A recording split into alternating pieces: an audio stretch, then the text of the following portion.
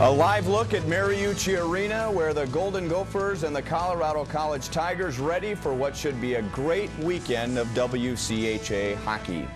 Hi everyone, and welcome back to the MSC studios. I'm Ryan Lefevre. The Golden Gophers will surely face their toughest challenge of the year as the third-ranked Tigers of Colorado College look to add to their unbeaten streak. For the inside scoop on tonight's game, let's send it out to the man who will make the call for us here on MSC. Frank Mazzocco and Tom Reid standing by. Gentlemen.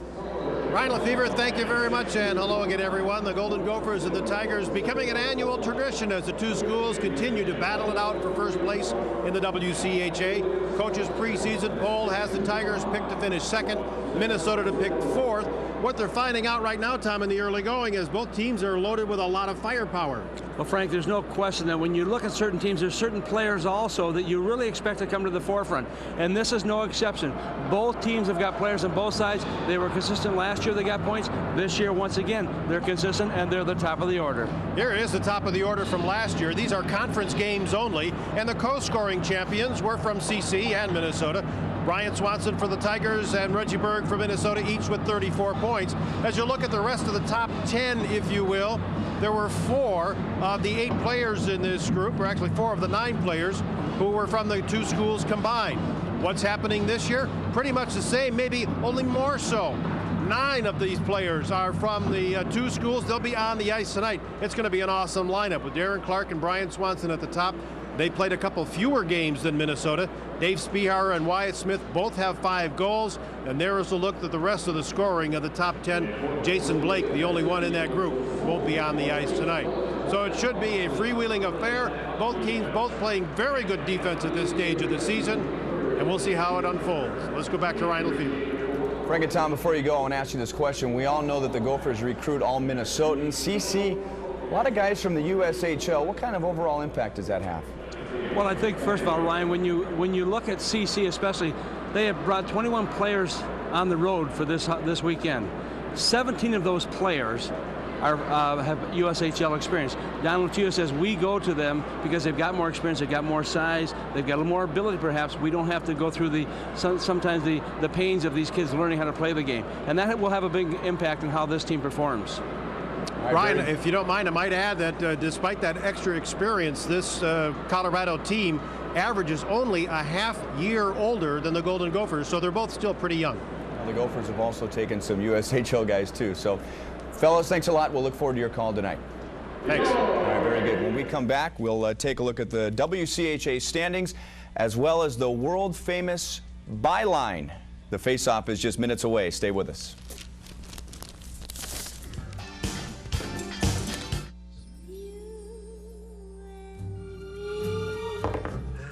Landlord. Cable guy. It's the police. Open up. Yo quiero Taco Bell. Hey, nacho lovers. Get a massive order of Nachos Bel Grande for just 99 cents when you buy a large drink. That's over $1 off. Better hurry.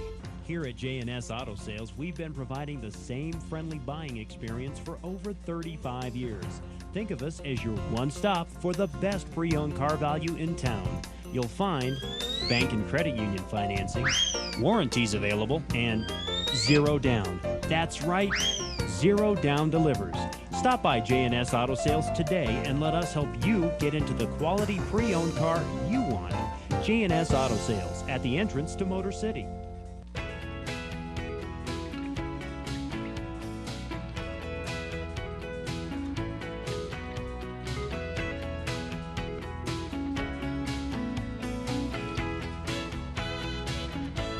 MCI WorldCom is now hiring full and part-time employees to work in a fun atmosphere. Flexible shifts are available. Call today, 534-5189, or stop by our office in the Tiffany Square Shopping Center. Look great and see great with eyewear from Town & Country Optical. You'll find fashion and function, specialty and sport frames fitted to you and your lifestyle. Clearly, one of the widest selections of glasses in Southern Colorado. Christian Dior, Cazal, Lacoste, Gucci, Ray-Ban, Adidas, Nina Ricci, Ralph Lauren, and Calvin Klein, to name a few. They're all here. Town & Country Optical. We look good. Good on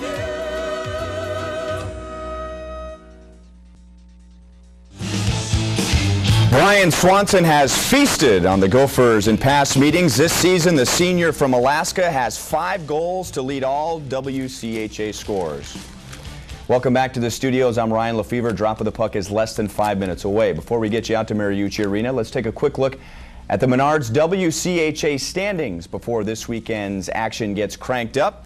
The Gophers lead the league, although they've played 2 more games in Colorado College and 4 more games than Denver and North Dakota. Down at the bottom, Minnesota Duluth and Alaska Anchorage looking for their first wins of the season. Now, normally on Fridays, Karin Bai is in the house to give us her byline. This weekend she has previous commitments, but I took it upon myself, gave her a call, and got the good word from Karin. Here's what she thinks the matchups will look like this weekend between the Tigers and the Gophers. The forward, she gives the edge to CC. Darren Clark led the WCHA with 25 goals last year. Brian Swanson is a second-team All-American. Defense is improving, especially the 2 freshmen, Jordan Leopold, Nick Angel for the Gophers. They've matured, advantage Gophers. Goaltending, also Minnesota. Adam Hauser has won his last 4 games. He is starting his 3rd straight game, feeling comfortable between the pipes for Doug Woog and the Golden Gophers. Miscellaneous also goes to Minnesota. The Gopher power play is hot, connecting on over 23% in WCHA play, and they are hot at Mariucci Arena. The Gophers have lost just 1 of their last 13 games. That's it for us here in the studio. We will see you tomorrow with more highlights and leading up to the face-off of the Gophers in Colorado College tomorrow night. But as we show you Mariucci Arena right now, stay with us. Frank Mazzocco, Tom Reid, Paul Guggenheimer will bring you the Tigers and the Gophers when we come back. Enjoy the game. I'm Don Bates of Don Bates Insurance, your area Hartford agency. Do you sometimes feel when you buy something at a grocery, department store, or bank that you're treated more as a number than a person? Well, not so at Don Bates Insurance, where long-time employees take a personal interest in you. The next time you get that big bill for auto, home, or business insurance, call Don Bates for a competitive quote. We're in Old Colorado City. We'll keep a lookout for you. Due to circumstances beyond our control, tonight's game is canceled. Take your skates off, eh? What's up, Coach? The game's postponed. What? What do you mean? Some guy came in with a Wendy's spicy chicken sandwich. Oh, they're good. It was so hot, the ice melted. Again? Oh, for the love of Pete. Wendy's spicy chicken is a whole breast filet seasoned with Dave's own blend of pepper and spices. It's one hot sandwich. That's the 2nd time this week, Dave. Sorry. Wendy's spicy chicken. When you're hot, you're hot.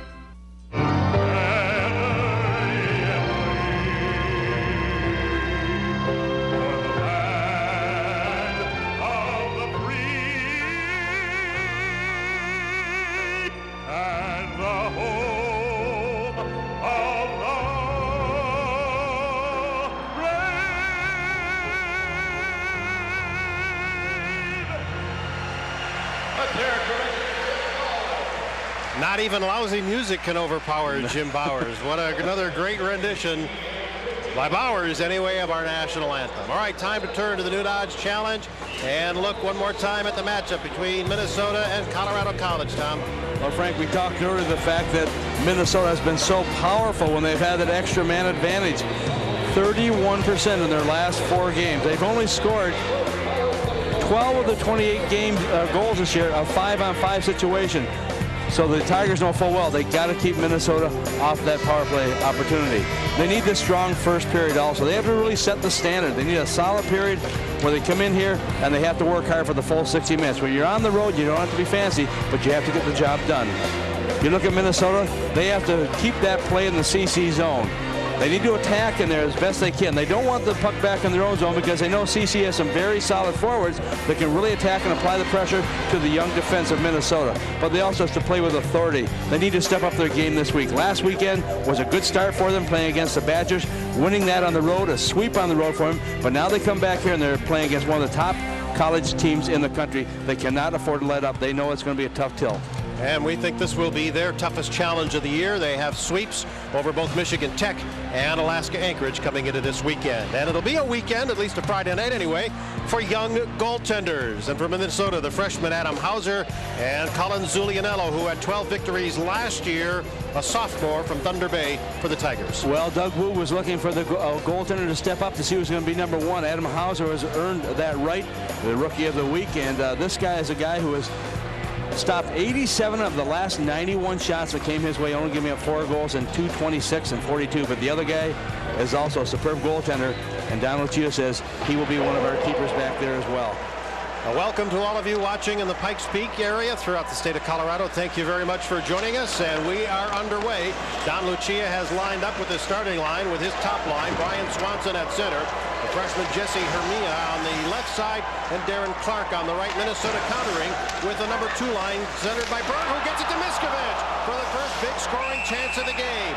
Puck played and closed with a glove hand, and John Bakke, the referee, calls the play. Berg, the senior on this line, working with Nate Miller and the sophomore Aaron Miskovich. There's a look at John Bakke, the referee.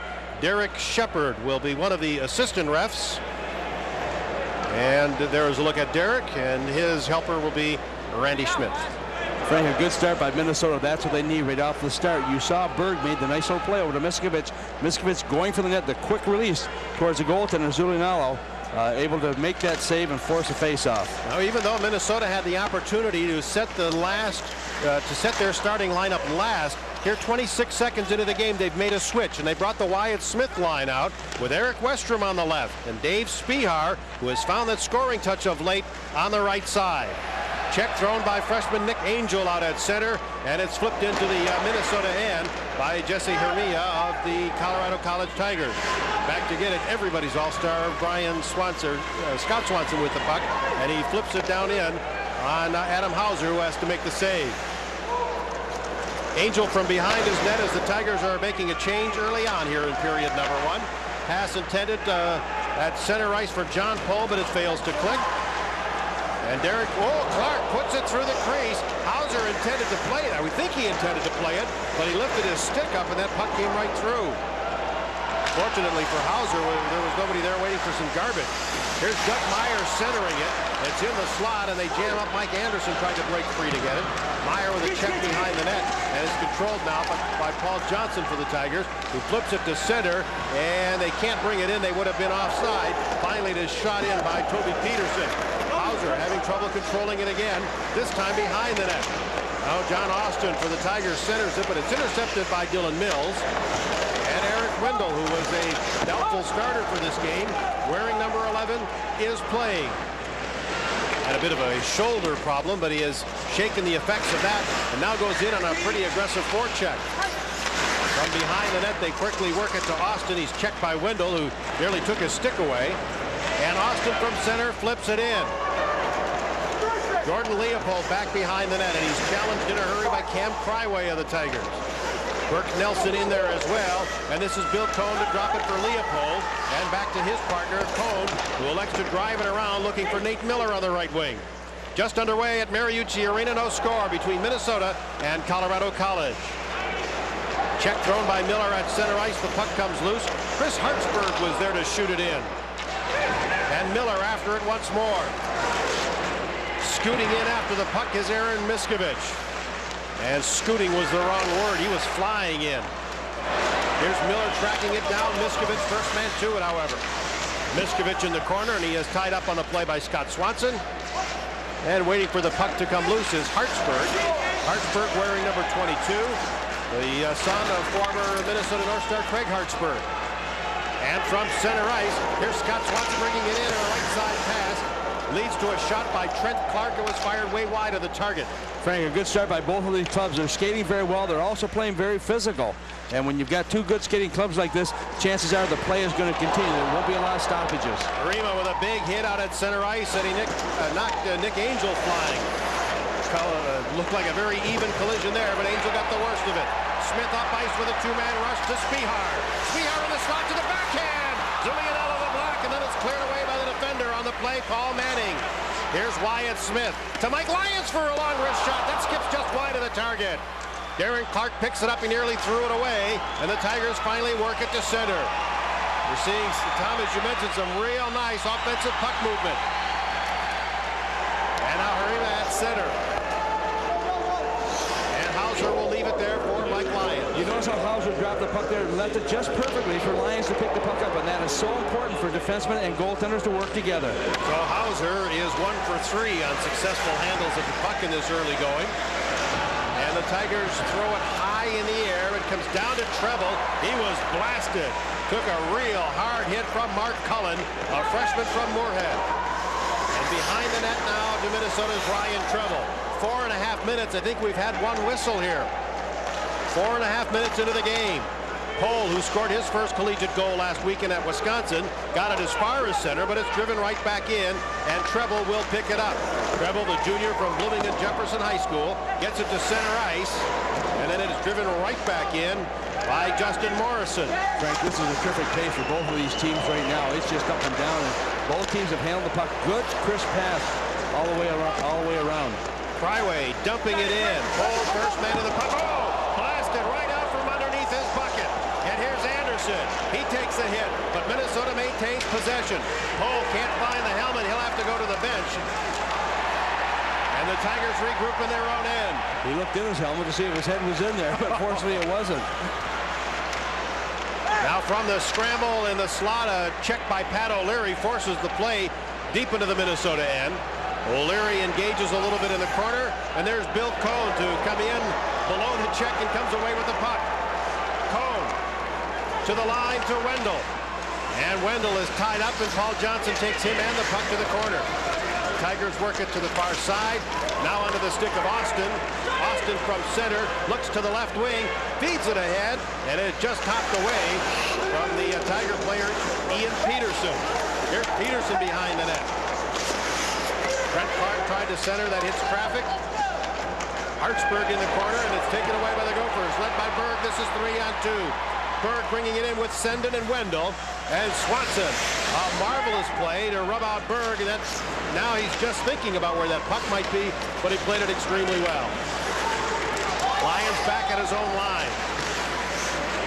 Really threw that one away as he hit Ian Petersen. He'll have to go back and set it up again. Gets it over to Angel, and back to Mike Lyons again. 6.5 minutes into the game, no score, and the only great scoring opportunity to Minnesota. Angel rattles one off the base of the net, and he got all of that one. Arena at center, and the Tiger freshman from Thunder Bay flips it in. Now Nate Miller trying to catch CC on a line change. Miskovich was tied up by Dan Peters at center ice. He also was a Delta starter. Peters back in after having a shoulder problem earlier this year. Now to the Minnesota line, and has swept away Lyons to pick up the puck as he took it away from the flying Brian Swanson. Arima drops it back. Clark brings it in, battles for the loose puck, but it's cleared back to center. Scott Swanson waiting and flips it in. Frank, the way this is going, we may be out here by 8:30 because we only had one whistle at this point in the game. This has been great hockey early on here in this hockey game. From center, it's Peters to drive it in, and Hauser had a little problem with that one. Mills got it to the line, not out. And now Treble will go back forward again. He's going to get pressure in a hurry, and a nice play by Wyatt Smith to help Treble out by locking up with the Tiger player. Spihar sweeping it up out at center. Rolls loose there, and Toby Petersen driving it in from center ice. And they come flying in a two-man forecheck. It comes as a centering pass. That one by Hartford comes all the way through. Now to the line for Paul Johnson. Pohl couldn't control. A long shot by Petersen was broken up, and the Gophers bring it to center. Doug Meyer. Meyer trying to get in, gains the zone, dumps it deep. Johnson first man of the puck. Clears it to the blue line, and it's kept in. A nice play by Mike Anderson just off the bench. Pohl picks it up. Pohl spins and sends it to the corner, but Anderson had been checked out of the play, and the Tigers work at the center, and the long pass to the line for Morrison failed to click, but Morrison gets it anyway. Morrison and Leopold go to the corner. Here's Cohn to pick it up. Cohn spun off the puck, but he'll come right back for it. Forces it ahead, now send him to Pohl. Pohl to center, wraps it ahead, and it's tipped by Johnson. Anderson after the puck, and Johnson recovered quickly to get it, and flips the puck out of the rink. A flying first period. 8.5 minutes in, we're only at our second stop. Back in a moment. This Colorado College hockey game is presented by the Colorado Springs World Arena and Ice Hall, home to the nationally ranked Division I Colorado College Tiger hockey team, and Whitney Electric, wired to the future.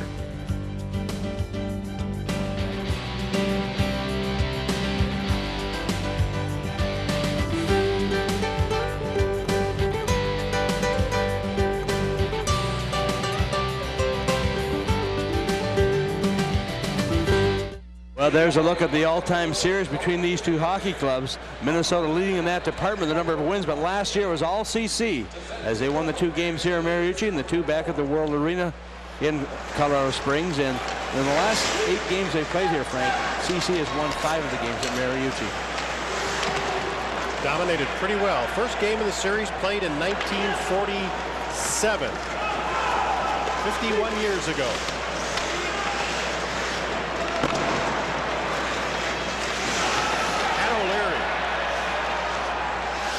Pretty good blast into Arena. At the side, a backhand by Senden. And Zulianello may have gotten a piece of it, but then he got the worst of the collision. Arima at center. And O'Leary's on him again. Hauser never did touch the puck. Having some problems with it behind the net. Now it's lobbed to center ice and knocked down there by Manning. What a takeaway by Miskovich, but he didn't realize it was in his skates. And the whistle goes on that broken play on the offside. With 10.5 minutes to go, Golden Gopher hockey comes your way on MSC.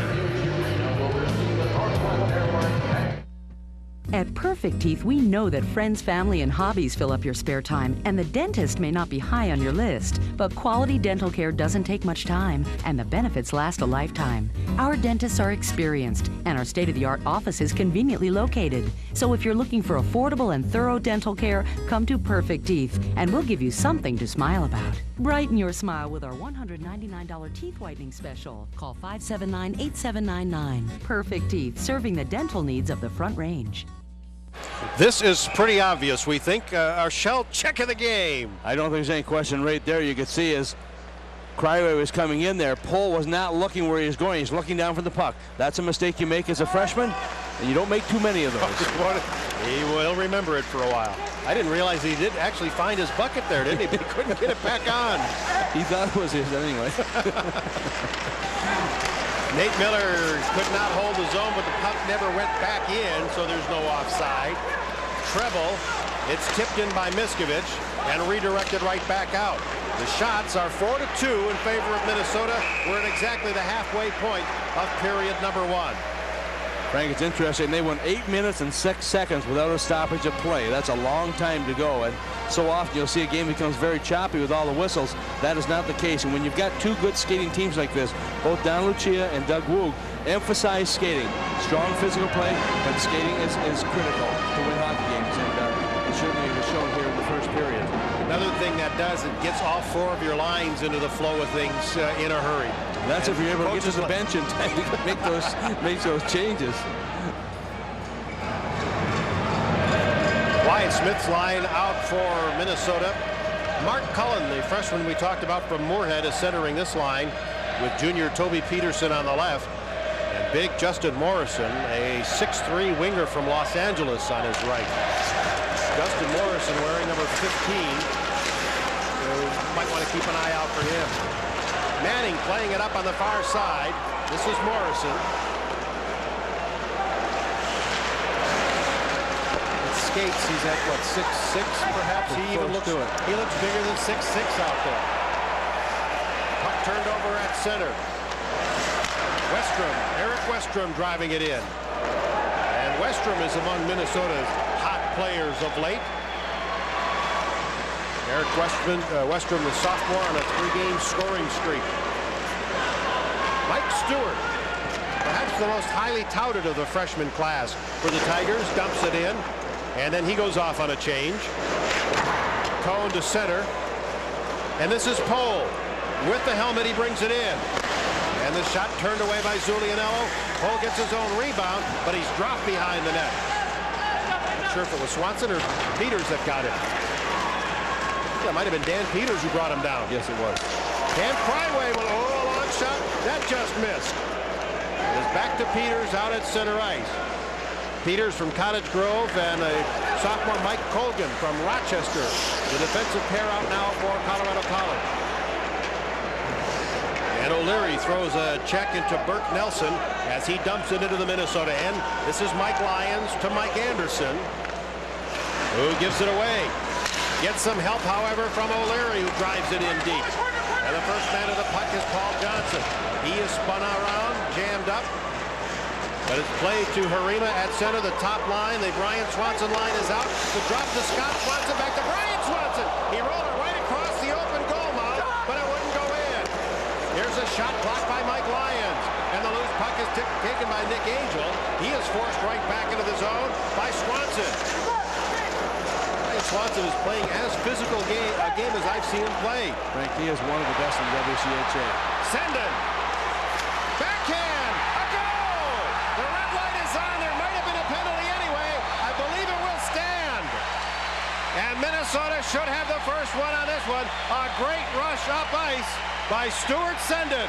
Well, how many times before have we seen where there's almost a goal at one end, and there almost was for the Tigers? It comes right back ice. This guy had a terrific last year, and he just continued to shine. A little bit of an injury earlier in the year, but he makes up for it right now as he just goes for the net. When you've got the wheels, you've got to use them. Lots of speed here, and defenseman cannot get to him. A little bit slow in getting back there, but all of a sudden, you could see Sendin just keep on going here.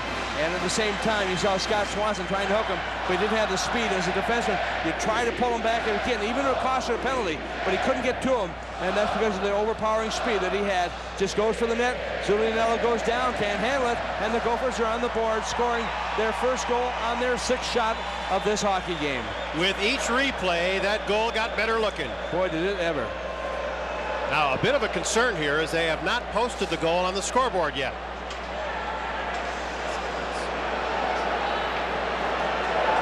Well, the puck is in the crease, so he's going into the crease when the puck is there. He is being hooked partially at the same time, so he's going down. I don't see that there would be any reason to disallow this goal. But John Bakke now signaling, talking to the goal judge, now stepping back on the ice. The red light did go on. Yes, it did. And Wyatt Smith leaves the discussion without any He's the first to leave, so you know he's okay it's with okay. You bet he is. He's not running over there to tell the coach they're not going to count it. I can guarantee you that. Here it is, Tom. Puck. I believe it's not only was it across the line, it was out the back side of the net, I think, because the back of the net had come up. It was out the back side of the net before the goal came loose. Well, the goal judge right on the line there. He's able to see there, and Don Lucia looking on very intently right now, wondering what the call is, but he knows full well that it appears it's going to be a goal. And you look at Zulianello talking to Derek Shepard right now also, and I think he realizes too it was just the speed of Sendin once again that carried that puck in. There's a little move right there, and you can see as they go into it, and that when it hits the other part of the body, unless it's directed into the net. If you do it intentionally, it would not count. But that just hit the bodies going into the net. And right, as you mentioned, Frank, when the players went in, that lifted the net up at the back end. And so Sendin will get credit for the goal. His first goal of the season and the sixth of his career. Eric Wendell will get one assist, and the other, the first collegiate point for Pat O'Leary. Tom, in that injury-filled season last year certainly was very difficult time for a lot of the Golden Gophers, and a good reminder that here's a guy who did miss 5 games with a dislocated shoulder. It's part of the reason why he struggled, but boy, when he recovered from it, as you said, he had a great finish. Right, you got 2 freshmen also, Frank, picking up a point here. O'Leary made a great pass coming out of the zone. Wendell also involved in that play, and those youngsters, and we talked about them before, the freshmen, how strong they have been for Minnesota, are certainly making their presence felt. So perhaps only fitting that a flying start to this game would result in a flying goal left by Stuart Sendin. Tigers trying to apply some pressure, and a hard forecheck pressure now by Justin Morrison. Delayed penalty on Minnesota coming up. Shot, a turnaround try, picked up by Treble, and the first power play will result in first penalty will result in a power play for Colorado College, who trails by 1. This Colorado College hockey game is presented by Sinton Dairy. Freshness and quality in dairy food since 1880. Don Bates Insurance, auto, home, business, life, and aviation insurance. And the Pa Sertich Ice Center, the coolest place in town.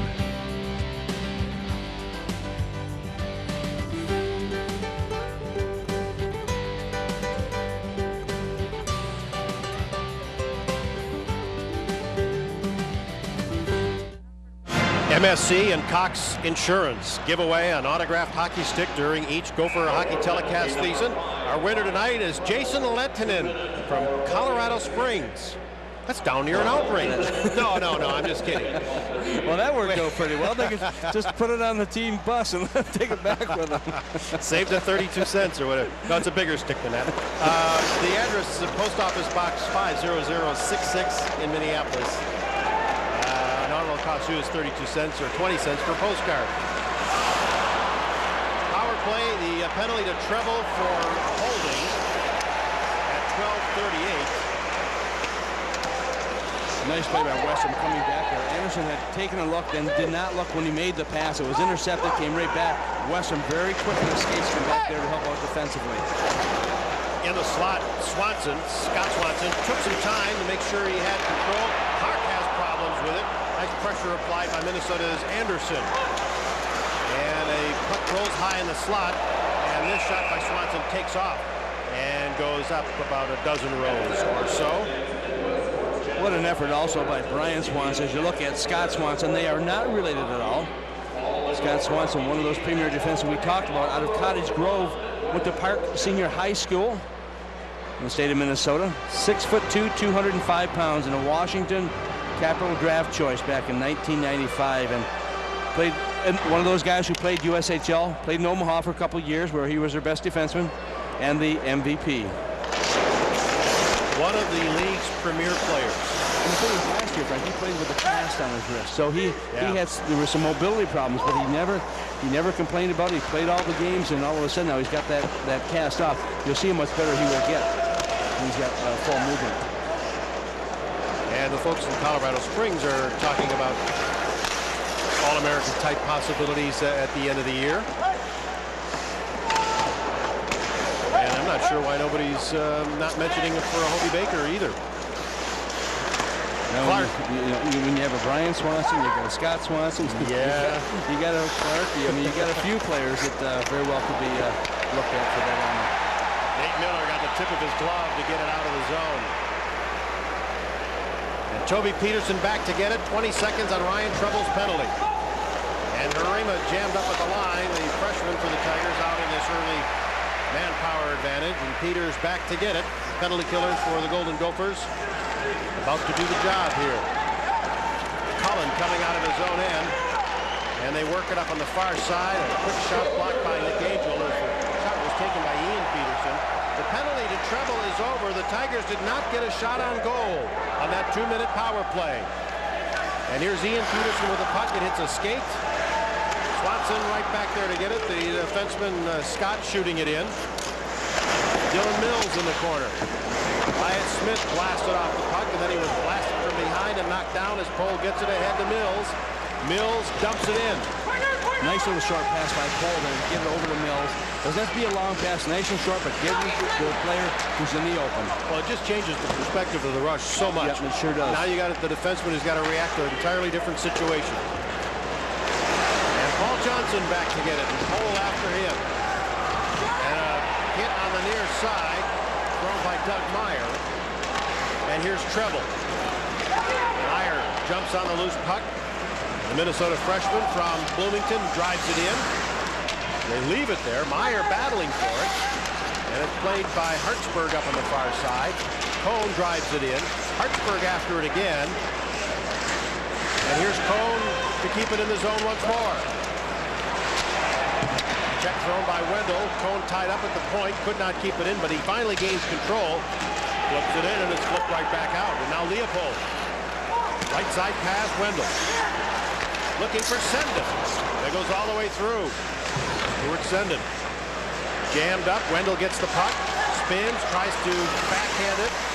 But he is covered by Johnson. Here's Cone. Firing. Oh, a big block in the slot by Cryway. And the puck comes back into Minnesota territory. That was a big save, too, because the puck was moving quickly. And Cone got the shot away fast enough to perhaps catch a goaltender.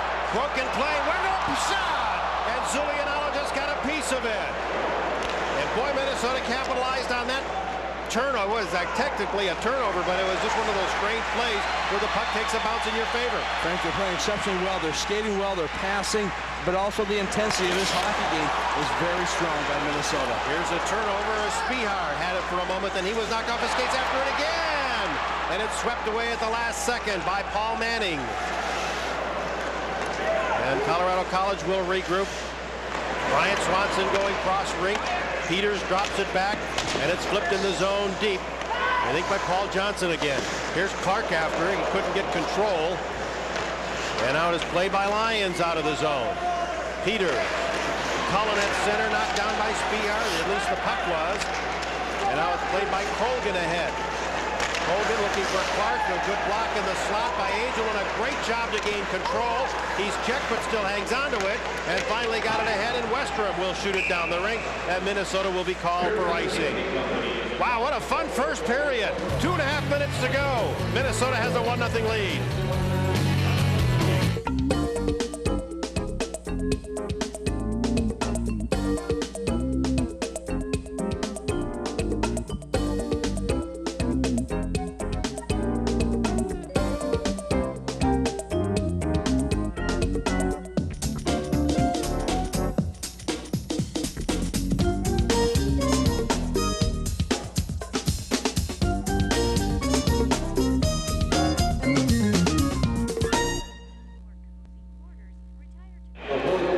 Great sports action will shift across the street to Williams Arena. A big matchup. Number 1 Oklahoma State against number 2 Golden Gophers. I believe it's the opener for the Gopher Grapplers. November 29th, Williams Arena at 7 o'clock. Tickets available at 624-8080, 1-800-U-GOPHER. There's Dylan Mills back in his own end. Nate Miller after it. Miller again, and now Berg to pick it up. Berg out at center, but the pass intended for Miskovich was behind him a bit. Cullen is checked by Berg. The puck is loose. He jumps on it. Backhand wide of the target by about 3 inches. Berg still wrapped up underneath Zulianello. And John Bakke says we have a player in the crease, so we'll have a face-off out at center. Well, I'll tell you, there's been about 3 or 4 situations now with players going right into Zulianello. You'll watch as you apply the pressure. You watch Berg come in here. He's trying to reach for it. He loses his skates right here. He comes in, and Zulianello, I tell you, he's had a lot more hits than some of the players out here in this game so far. But look at him. Even though he's down, he's looking to see where that puck is right now. He's not concerned about the man. A lot of times the defenseman or someone will play more physical, trying to move somebody out of there. The goaltender has got to be keyed into where that puck is and try and get back up on his skates again. Will you agree Minnesota is going to the net a lot more this year than they did probably in the first 8 games here, more than they did all of last year? Yeah, they really have, but they've got some more size to be able to do that. Up front, they're a much bigger team than they have been in the last few years. Oh my, Bill Cone gave Manning a sit-down right out at center ice. Upper body hit, and he put him in a chair. Here's Petersen. And now Leopold. Drives it around. And O'Leary. Leopold now to pick up the puck. Jordan Leopold plays it to Stuart Senden, who has the game's only goal. Flying in, here's Wendell. And the puck was swept away from him in a hurry. Good check by Mike Stewart. Freshman from Rochester that we talked about a little bit earlier. And here come the Tigers. Ian Petersen out at center ice. Trent Clark bringing it in. Clark centers it. Manning was all alone, and he was robbed by Hauser. Hauser comes up with an enormous save, and O'Leary stripped to the puck at the line. And that was an odd man rush up the ice as well. That was a big save. The problem is they get a little bit too tight, 3-on-2 as you mentioned, Frank, and that's one thing Minnesota cannot allow. They've got to make sure they've got a wing coming back up and not allow the Tigers to have that extra advantage. Boy, this has been a well-played first period. It's had some great skill, and technically it's had some great body checking. Tactically, it's been a very well-played period. It really has been. The checking's been hard, but it's been clean, and that's one thing John Bakke is watching for. He's let the players play, but nothing that he has seen would warrant too many penalties. Clark to Swanson, he backhands one for a goal from a near impossible angle. Wow, what a goal by Brian Swanson. You talk about quick movement with the hands and great coordination. This is one of the reasons why this youngster was a preseason favorite for the MVP in the WCHA. what looks like is going to be an instant play as he goes back to his bench and gets congratulated, turns into a big goal. The long pass coming up here. Watch how it's bouncing here. The little flip right here, up high, down with the glove, and very quickly. You can see Hauser coming across, but the puck is up and in a position where it's in the net. And all of a sudden, we have a tie game here with just 28 seconds to go in the first period. And these can be disheartening to a lot of teams. But now, once again, this youngster brings his team right back into it. Look at those fabulous numbers. 175 career points in 130 games. And the goal scored by Swanson, number 6 this year, which gives him the lead in the league. Darren Clark doing a nice job making that pass across to the little backhand pass. The other assist will go to Jesse Harima. 12 seconds left in the period. Game tied at 1, and perhaps fittingly so, although that's only the 4th shot on goal for Colorado College. Here's the 5th. That's a goal! Cam Cryway from the left wing from a pretty long range with 1.9 on the clock, and the Tigers strike quickly and have a 2-1 lead. Well, less than 2 seconds to go, but 19:58 will be the time of the goal. I just said a few moments ago, you've got to be ready here. This team can be explosive, and this is a perfect example, Frank. Tom, it's Toby Petersen, my mistake on the call. A rocket had Hauser going down just a little bit and found it over his right shoulder. And that's a good 40-foot shot, I would say. Well, let's make it about 35. Well, you want to get the shot away quickly, and Toby Petersen makes no mistake. He comes down, got the shot up nice and high, too, and you can bet some dejection by Adam Hauser as he skates back to his bench and to that dressing room, but now they've got to regroup here and come out strong once again in that second period. Mark Cullen and Justin Morrison get the 2 assists on the goal, and our intermission will get underway momentarily. Paul Guggenheimer will visit with the scorer of the first goal of that period, Stuart Senden. We'll have a chat with Don Lucia, the coach of the Tigers, then back for highlights of the 3 goals plus some stats from Mariucci Arena. It's WCHA hockey action live on MSC. This Colorado College hockey game is presented by Wendy's, the best hamburgers in the business. Underwater Connection, certification, travel packages, equipment repairs, and rentals. And Carlin Dodge, the Dodge Superstore.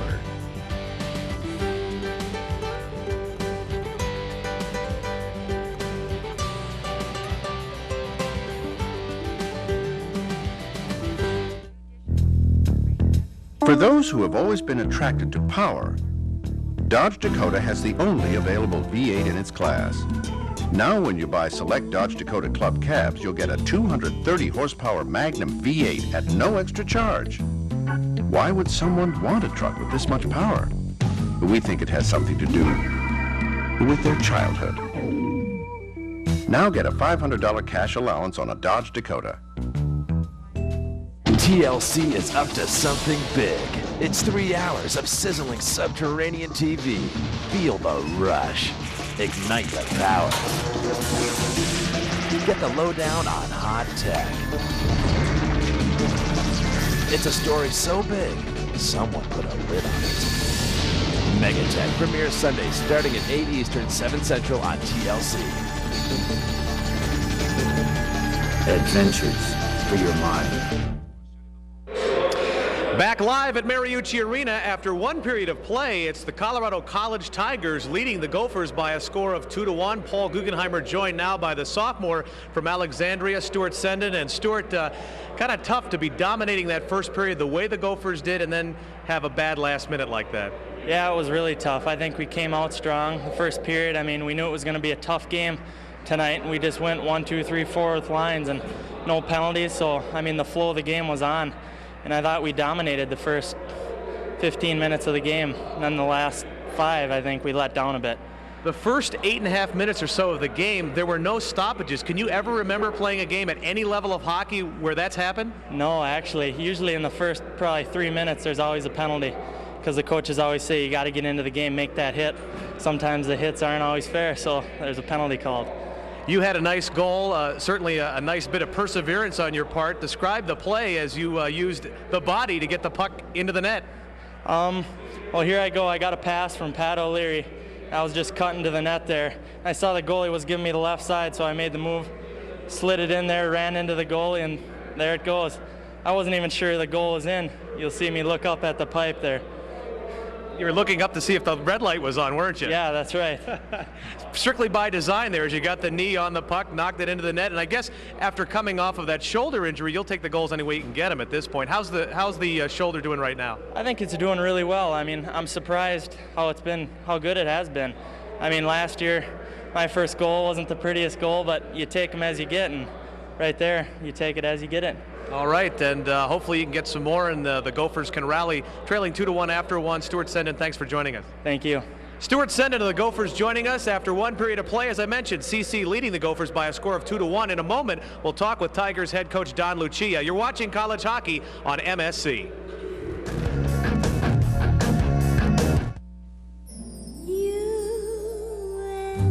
Fans provide quiet ventilation. This fan and light combo is just $19.89. This bath fan and light includes a nightlight, just $84.88. Give any room a new look with decorator area rugs from Beau U in assorted styles and colors.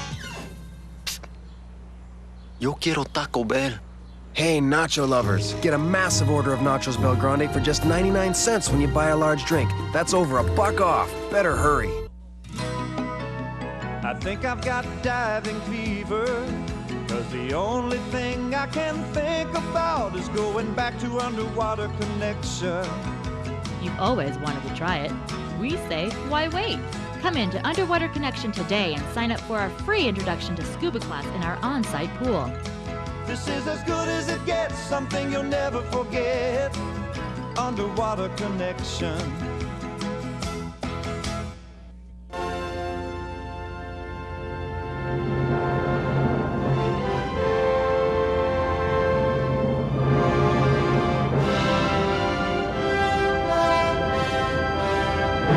Escape to home theater. At Listen Up, we're the home theater specialists. We take the time to answer your questions and help you choose the system that's just right for you, with home theater components from Sony, B&W, and Denon. Listen Up. Who needs therapy? News 13, the leader in total news coverage. Not only bringing you the big stories. The tanks line up in battle formation. The war is underway. But all the stories. And the class of 2002 marches towards the biggest challenge of a lifetime. Taking you beyond the headlines and giving you a better understanding of what's going on and why. Southern Colorado's best news. News 13 everywhere, every day. The alarm clock rang too early. The cat slept on the clothes you laid out last night. And what else can go wrong? Nothing when you turn on Sax 105.5, Southern Colorado's only smooth jazz station. Sax 105.5 is fresh, cool, smooth, helping you start the day the right way. Sax 105.5. Back during the first intermission of tonight's game between the Minnesota Gophers and the Colorado College Tigers. Joining us now is the head coach of the Colorado College Tigers, Don Lucia. And Don, your team off to a 4-0 start this year, so certainly living up to the expectations of the preseason polls. Well, it's early in the season. We're happy to get off for that 4-0 start. That was one of our goals in October because we knew when November rolled around the competition was going to be stepped up a little bit. Certainly, it's a double-edged sword when you do live up to those expectations. The predictions showing that there's a lot of respect for your program, but at the same time, you know that people are going to be gunning for you. Well, I'd rather be ranked higher. That means we have some pretty good players on our team, and I'm smart enough to know I'm a good coach with good players, and they've worked hard, and I think that we are going to be in the upper echelon of the WCHA, but how it all shakes out, it's a long season. Certainly, you've got some players that people are very familiar with, Brian Swanson and Darren Clark, and you've tapped into some young talent, quite a few underclassmen and a few freshmen in your lineup now. Well, we have a good mix. We're still with Brian and Scott Swanson, Darren Clark. They're the three leaders of our hockey club, but we have 7 of our 21 players this weekend are freshmen, and we have a pretty good mix throughout our lineup. And you've got Trent Clark, the younger brother of Darren, so you've tapped into that Superior Spartans hockey team up there on the border of Minnesota and Wisconsin. No, we have a couple Wisconsin kids this year. Jeff Sanger is our goaltender from Madison. He'll play tomorrow night, and Trent has played well as a freshman so far, just as we thought he would. Are you expecting pretty much that Colin Zulianello will pretty much carry much or most of the load for your team this year? Well, not necessarily. They both look good in the preseason. We're going to rotate them early in the season to see which one steps forward. So whichever one plays better the first month, 2 months of the season will probably be the guy that we go to the second half of the year. All right, Don Lucia, thanks for taking the time to join us, and good luck to your team the rest of the way. Thank you. Don Lucia, the head coach of the Colorado College Tigers, joining us. In a moment, Frank and Tom will be back with first period highlights. You're watching college hockey on Midwest Sports Channel. I'm Don Bates of Don Bates Insurance, your area Hartford agency. Do you sometimes feel when you buy something at a grocery, department store, or bank that you're treated more as a number than a person?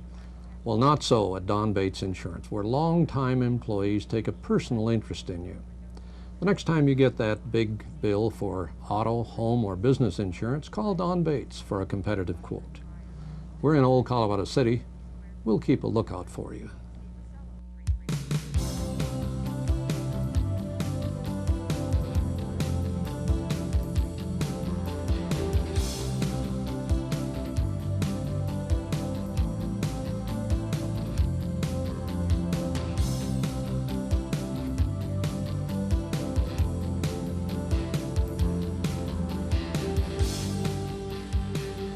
Colorado Springs World Arena is Southern Colorado's first choice for great entertainment.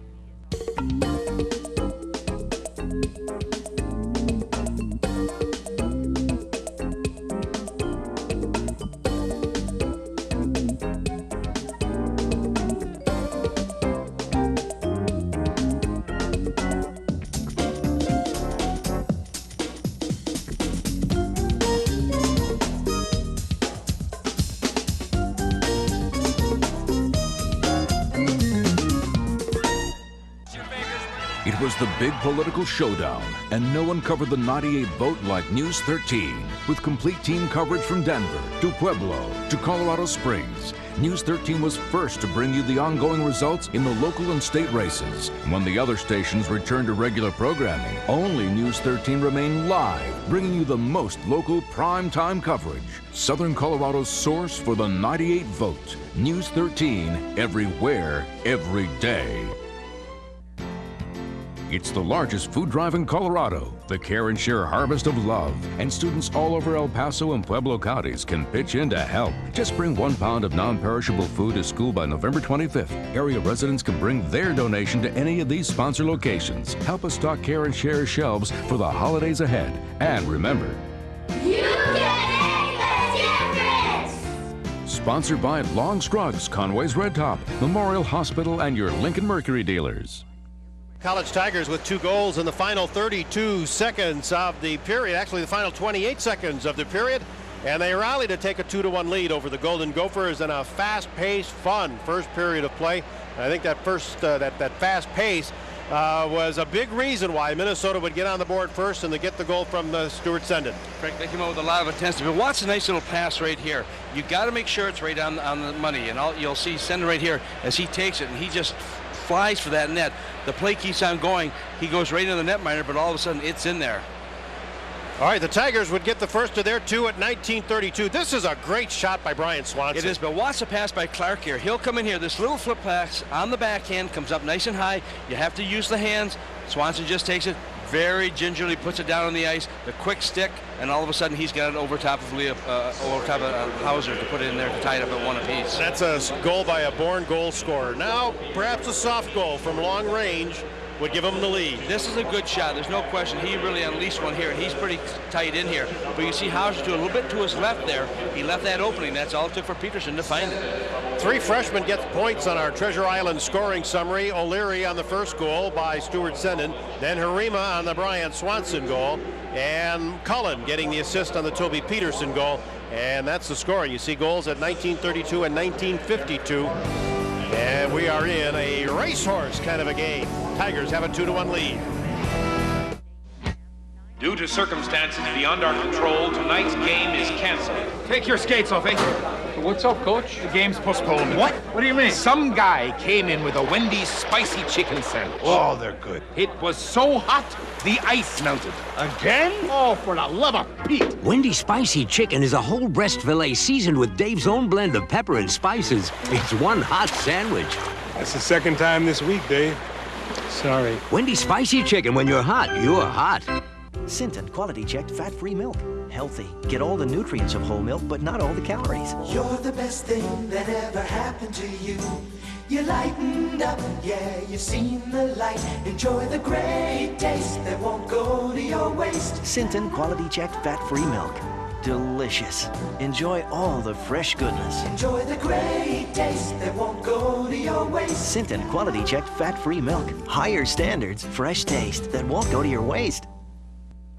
Southern Colorado loves sports. When you need sports news, the News 13 sports team hits you right between the numbers.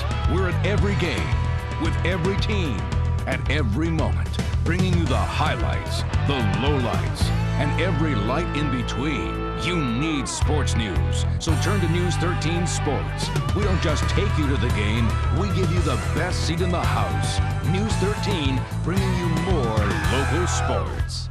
Get ready to match the stars. George Hamilton, Nell Carter, Vicki Lauren, Judy Tenuta, and host Michael Berger on an all-new season of Match Game. To blank or not to blank?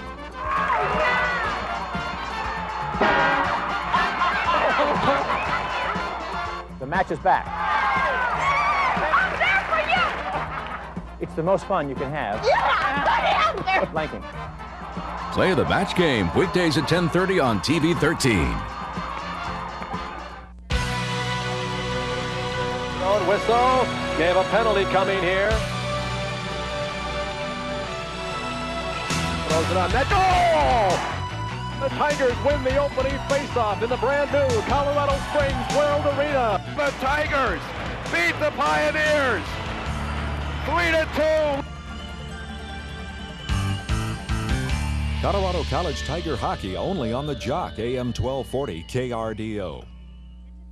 Back at Mariucci Arena, Paul Guggenheimer with Coach Doug Woog. And Coach Woog, the Gophers dominated the first period, but it was an unfortunate last minute. How did the team deal with that in the locker room? You talk about the fact that it's a 20-minute period, and it was unfortunate because we tried to win the last period. We don't want to give up any goals in the last minute, which we did. But, you know, it's another 40 minutes left to go, and we got 20 left here this period, so you just got to go back. The good in this is that we played really well. Other than a few checks we left go, we played really well. And if you play that well, you should win a hockey game, and there's 40 minutes, so we'll see how it goes. Thanks. Good luck. Thanks. Coach Woog, let's go back upstairs. Frank, interesting also, he talked about that last minute. These two teams, in the last 37 goals that have been scored collectively, 16 of those 37 have been scored in the last 5 minutes of a period. Wow. That's tremendous. And that shows the importance of some teams stepping it up, other teams relaxing just a little bit. You can never relax when you've got players of the caliber we see on the ice tonight and the ability they have to put the puck in the net very quickly. Only one minor penalty called in that period. That was on Minnesota's Ryan Treble. The infraction we are informed now was for holding the stick. So there's only one power play there. We start this period at even strength. And from center ice, the Tigers bring it in. Here's a sprawling play by John Pohl. He was going down, playing with the glove, and puck is turned over anyway. Quick centering pass by Harima, and it's tipped wide by Clark. It's loose at the side, and Brian Swanson. As the Tigers have the early pressure, Peters went down in front of the net, perhaps trying to draw a penalty, but John Bakke wouldn't buy into that. Now Paul Johnson, or actually Darren Clark, sends it to a goal-mouth scramble there, and it snakes its way through everybody. Cone plays it out. Colgan plays it right back in. You see right now the Tigers trying to apply that pressure early on in this second period. They want to continue the way they finished off that first period. They want to try and get that quick jump against Minnesota. Well, how devastating would it be if the Tigers were able to get another goal in the opening minute here? There's no question that it would have certainly a psychological effect on some of the players. Now John Pohl tying up with his man Toby Petersen, who breaks free, walks in, gets the shot off. Hauser covers his tracks and makes the save. And there were a couple of whacks at that puck by Justin Morrison, who perhaps was left unchecked for too long. Well, Toby Petersen, one of those players out of Jefferson, All-State, All-Metro, All-Conference, picked up 29 goals, 30 assists in his final year there. But what a player. Watch right here. He just moves in. Pole trying to get to him, cannot get there. And this youngster was a Minnesota high school top prospect in 1995-96. Finally just goes into the net there, and Hauser comes up with the save. Here are the shots on goal and stats for the first period. Minnesota with a 7-5 edge, but on 5 shots, the Tigers scored twice. Quality shots, they had only 2, not including the goal, as a matter of fact. And they were 0 for 1 on the power play. Minnesota has yet to have a power play. And that is a bit of a significant factor because their power play has been torrid of late. 30% actually 31% over the last 4 games. Minnesota for icing on this last play. Time to bring you our Tires Plus trivia question. Looking for the 2 WCHA schools that have not been swept at the new Mariucci Arena. One hint, we're going to eliminate St. Cloud here because they don't come in for a series. So now you're down to 7 others, or 7 to pick from, or less, except in the odd Tuesday. 2 schools have not been swept here. And Angel will go after it. He's looking for Nate Miller. Just pick 2 schools that haven't been swept. Berg on a breakaway. Oh, huge save by Zulianello. Berg breaking free from the blue line, and another pass to spring him free. Here is the puck played to Berg in the corner again. But Minnesota unable to control. It's back to the line. Johnson didn't get all of his shot. Berg on it in a hurry. Will try to come up with a second consecutive scoring opportunity. A backhand by Nate Miller. And Colin Zulianello is there to smother it and allows no further play. Well, Reggie Berg, one of those players we talked about earlier who can put the puck in the net. Last year, tied with Brian Swanson for the lead in the WCHA. You look at his season just after 8 games, and he also almost got another goal. He just took the puck here on the pass. All of a sudden, he picks it up. You'll see as he breaks in behind the defender, tries to go up high on the stick side of Zulianello. Zulianello plays it perfectly as he gets a big blocker up there and just takes it away from the net. Colin Zulianello in his sophomore year. Got some good size. Both goaltenders do, both checking in at 6'1". A break on the left side for Petersen. He centers it. Nearly caught Hauser going the wrong way. There's going to be a penalty coming up. A delayed penalty in Minnesota. And it'll be an interference call spotted by John Bakke in front of the net. Power play for the Tigers when we return on MSC. This Colorado College hockey game is presented by the Colorado Springs World Arena and Ice Hall, home to the nationally ranked Division I Colorado College Tiger hockey team. Taco Bell. Taco Bell. Want some? And MCI WorldCom. Call us now for employment opportunities.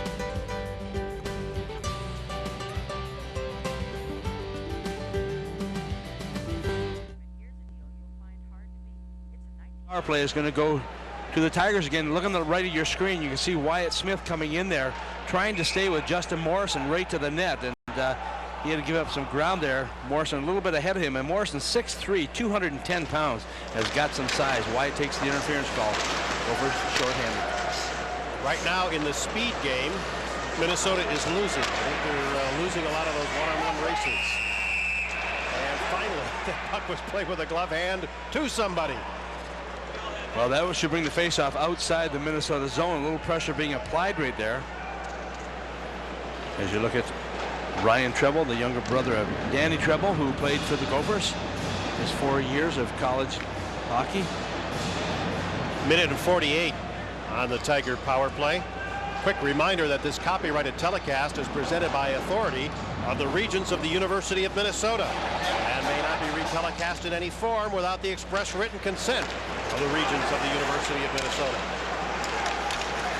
Cullen back in his own end. Now Western clearing it ahead. Mike Anderson shorthanded, gets a piece of it. Stewart has it for a moment. Now Toby Petersen. Petersen picked up his 3rd goal of the season towards the end of the period. Technically just 2 seconds left in the period. when he scored. The Tigers scored twice in a span of 26 seconds. And they have a 2-1 lead. Well, the offside call takes away any threat that the Tigers had in that situation. There's a look at Toby Petersen. Great skills. He's one of those players also that has been drafted in the National Hockey League. Pittsburgh drafted him back in this year of 1998 in the 9th round. And from the faceoff, it's played by the Tigers. Swanson. Clark on the far side. In the slot, a one-timer. Hauser got just enough of it. And back to the blue line again for Swanson. Here's Clark. Cross rink and a one-timer. Blocked away by Hauser. Looks like they're using the freshman Hartsburg on this power play. Minute to go, and Hartsburg drives it wide of the target. Clark again. Scott Swanson. Down low. With some time to Hartsburg, a goal! They had plenty of time to move the puck, and they moved it well. Finally getting it over to the freshman Hartsburg. He tucks it in, and the Tigers have a 3-1 lead. Frank, you do not see many goals prettier than that when it comes to passing. Clark just does a tremendous job on this power play, moving the puck around. But also Hartsburg had one good shot earlier, just a little bit off the target, but he made no mistake on the second opportunity. There's the pass coming across. Look at Swanson right here. Hold, hold, hold. Hauser challenging him, but Swanson elects not to shoot. He spots Hartsburg, who comes in from that point position. He just moves in, no one there. You can see everyone else is tied up trying to get man-to-man coverage, and all of a sudden it's in the net, and it will be the goal being scored. A power play goal that gives them that 3-1 lead. Tom, you have to realize that sometimes it's not good to listen to me. No, I can see that. It was a senior, John Austin, who got the goal. He made the comment that the Hartsburg, the freshman, I was a little bit surprised that they were using up in the key situation, but I should have bet on my hunches there. It was John Austin, the senior, to get the goal. It was 32, not 22, and that's where our mistake came up here. The numbers are a little bit tough to read from up here. Yeah, they gave these jerseys to a designer who figured he had to put a lot of work into it and put too many elements into them. Well, are we crying again? We'll take a break. Yeah. We'll figure things out in a moment. I'm Don Bates of Don Bates Insurance, your area Hartford agency. Do you sometimes feel when you buy something at a grocery, department store, or bank that you're treated more as a number than a person? Well, not so at Don Bates Insurance, where long-time employees take a personal interest in you. The next time you get that big bill for auto, home, or business insurance, call Don Bates for a competitive quote. We're in Old Colorado City. We'll keep a lookout for you. Well, we have another penalty that's coming up. Also, this one is going to Minnesota once again. 3 penalties in this game, all to the Gophers. It's going to be number 15, Stuart Senden, who gets the gate. That'll be a slashing call coming at 4:20 of the second period with the Gophers, who scored the first goal of the game, but they've been up the last 3. And the third of the 3 scored by John Austin. That's his second of the season. Brian Swanson gets 1 assist, Scott Swanson the other. And you can go to the bank on that one.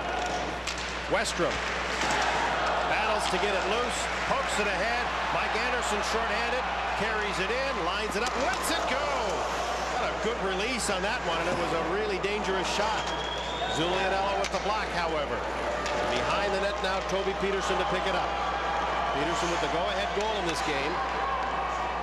And here's Dan Peters circling back with it. Goes cross rink.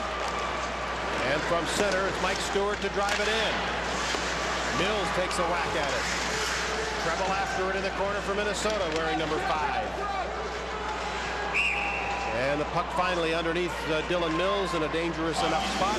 And John Bakke calls the play. 1:05 to go on the penalty to Senden. The shots now are almost even, 11-10 in favor of the Tigers. Well, you saw Mills down on the ice there, especially when you're in your own zone as a defenseman. You don't want to be trapped down in that position where you can't do anything. You could see him trying to grab onto that puck, whatever he could do to get a stoppage of play with a shorthanded element still with the game. Minnesota still has Senden in the penalty box for 1:05 in a game they trail by 2 goals. Brian Swanson comes in for this face-off against Wyatt Smith, wins the draw. Now his team finally is able to control. Scott Swanson fakes it, goes across. Back to Swanson again, a long screen shot. Hauser the save. And before Cone could clear it away, Hauser grabbed it to make sure that somebody would have control of it. I thought Cone was going to be able to get to the puck and shoot it down the ice, but all of a sudden I don't know if he's fan on it or whether someone else touched the puck, but you can see Hauser coming out to grab onto it. Once again, CC doing a nice job of bringing that puck to the center ice position. Good shooting right there as he tries to, oh, there's where it was. You can see the stick of Hauser come out and just take the puck away from Cone. Hate it when goaltenders do that. Austin and Swanson are back on the points for this power play. Another 50 seconds, a lot of time. And it rolls deep in the corner. Brian Swanson playing at the line. Here's Scott Swanson with it again. Brian Swanson, Scott Swanson, far side for Austin. And Scott Swanson didn't get all of that one, hardly any at all. And it's drilled all the way down. 30 on the power play. Tigers work it to Darren Clark in a hurry. Darren Clark joined by his younger brother Trent on the squad this year. Scott Swanson doing some dancing there, trying to get around Miskovich. Hauser goes high to block it, but lost control. And out of the scrap, Mike Lyons takes it behind the net. And a lot of rebounds in front of the Minnesota net. And it goes deep. The pressure applied by Miskovich. The Tigers nearly misfire on the puck behind their own net. The penalty to Sendin is over. Brian Swanson brings it in, centers it. And he put it just a little bit behind Mike Stewart. There's a situation where Swanson should have taken the shot there. He tried to make the little play there, but he is so adept at being able to make those passes and make them perfectly. And I think he'd like to have that one back again. Thought Angel did a real nice job in that last sequence there. He was in a real tough spot, outnumbered deep in his own end. But pretty much kept the puck out of harm's way. Now a good outlet pass to Sendin. Tried to flip it ahead to Wendell, but Wendell was checked at the line and had to hold up. O'Leary throws a check and Sendin drives it in deep. Minnesota down by 2 goals after taking a 1-0 lead in this one. And we've reached the 7-minute mark of period number 2. O'Leary in on the forecheck pressure. Now the pass to center ice. And is played by Trent Clark into the zone. Treble collides in the slot. The Tiger player Ian Petersen. Westrom brings it to center, now looking for Wendell. He tips it, so there's no icing. Scott Swanson after, blasted, took a big hit from Wendell. And it's swept away by Westrom, but then the Gophers couldn't control it at the line. Westrom will have to go back for the puck. He was tied up. Was he hooked? Some of the fans thought so, but Trent Clark gets away with it there. Now Westrom floats it high in the air to get it to center. It's knocked down. It's batted away by Berg, but picked up by Petersen. Toby Petersen brings it in. Here's a long shot an inch wide of the net. And it caroms to the far side, Nate Miller. It was Justin Morrison's shot, and he didn't miss by much more than an inch. Berg back to get the loose puck, and he plays it back to the defenseman, Cone. Cone out to Miskovich. And from center, Miskovich dumps it in. Minnesota has had precious little opportunity in this period to set up in the Tiger zone. They've pretty much have been forced to dump it in and haven't been able to track it down. Here's Miller with the dump in, and Minnesota will start changing some players. Now Johnson relays it to center. Leopold takes it away, but then his pass intercepted by Austin. Scott Swanson playing it ahead, and from center ice it's dumped in by Morrison. Hauser leaves it behind the net. Now the turnover. Austin centers it. Hauser makes a big save on a point-blank shot, and it's brought to center ice by Spihar. A drop pass for the defenseman Leopold, and his shot hits Kogan. Here's Leopold once more. And Peters playing it to center. And the Tigers are showing some terrific domination here in period number 2. They have a 3-1 lead at Mariucci Arena. Come in now and sign up for the birthday club at Sertich Ice Center. Each month we'll have a drawing for a free birthday party where you and your friends can enjoy skating, birthday cake, ice cream, and drinks. You could win this $60 value, so sign up now. If you are interested, you can invite international clown Bill Wall to skate with you and entertain everyone at your party. Call the Certich Ice Center today for more information about our birthday club and our group discounts.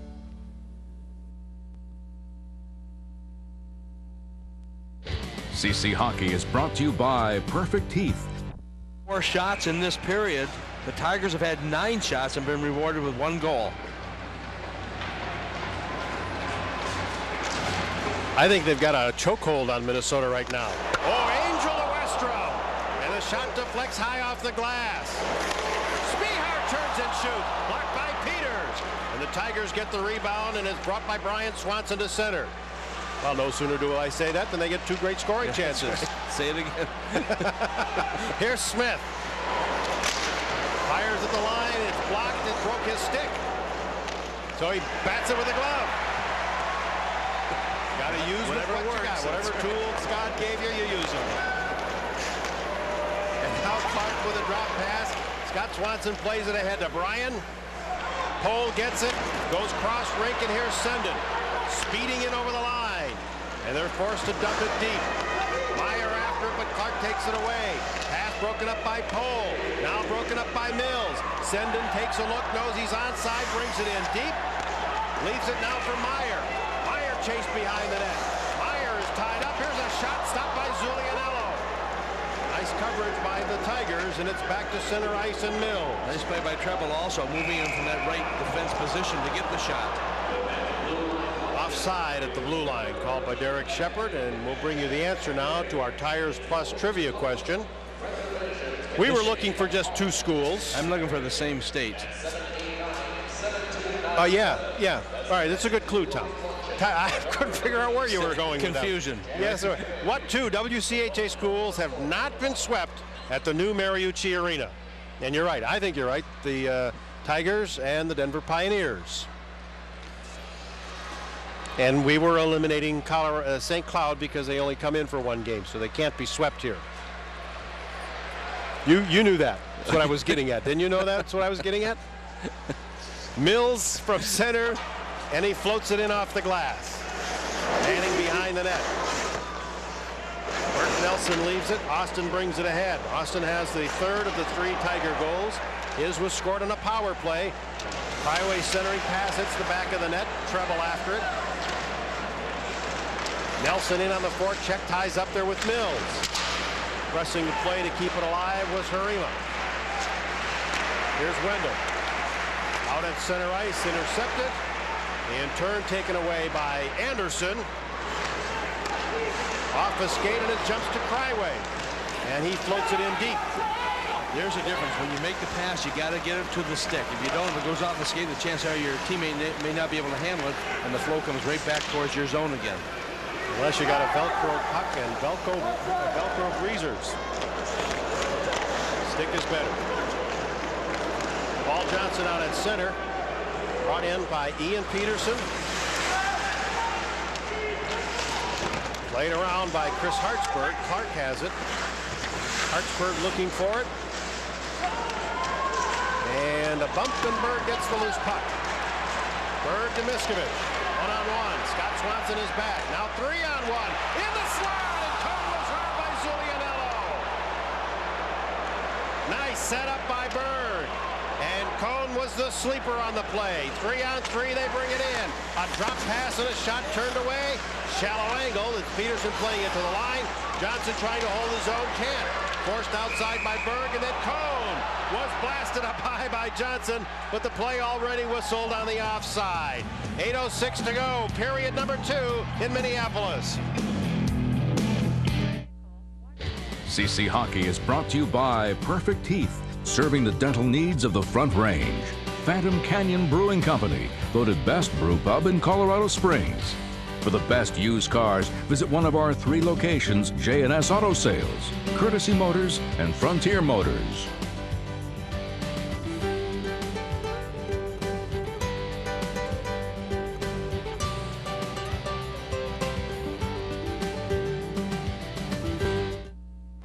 Good play here by Miskovich. He comes down here on the right wing position, being a left-hand shot. Takes a look, spots Cone moving in also. Cone comes in all by himself, tries to make the move, tries to go in to the glove side, just a little bit off the money, but a nice play by Miskovich to get it over, and Cone also following up the play. And that's one thing that Doug Woog wants. He wants those defensemen to step up to the play when they get a chance. Oh, Angels pass is turned over in the slot. A turnaround blast by Cryway. Hauser right there to make the save.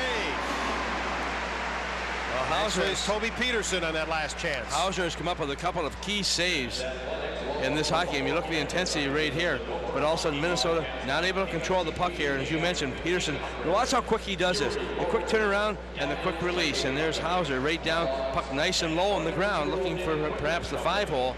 And you see the goaltender able to just very alertly get down, hold onto it, and get a stoppage.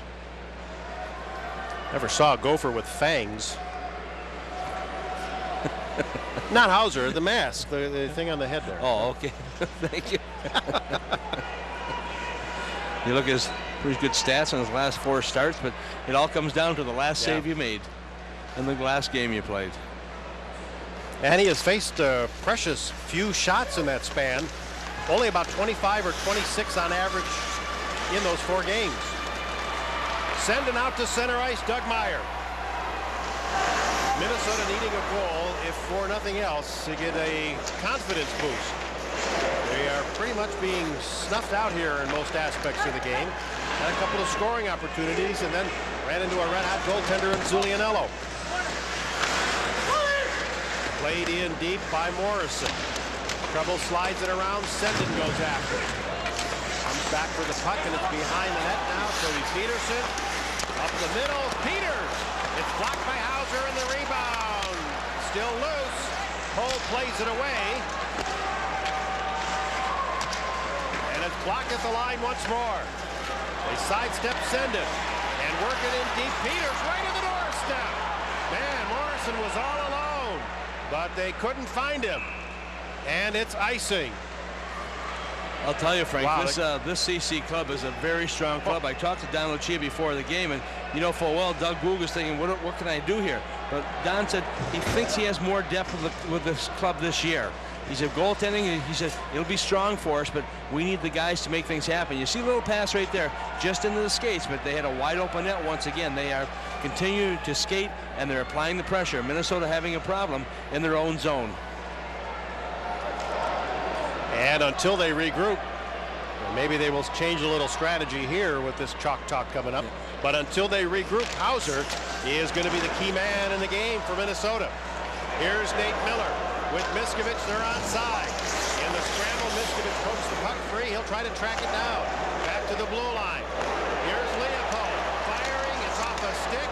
It's taken away by Miskovich and then poked off his stick. Harima to center with Brian Swanson. And Leopold well covering Brian Swanson. Reg Berg. Watched by Harima. Play is good at the line. Berg back to Cone. Plays it in deep.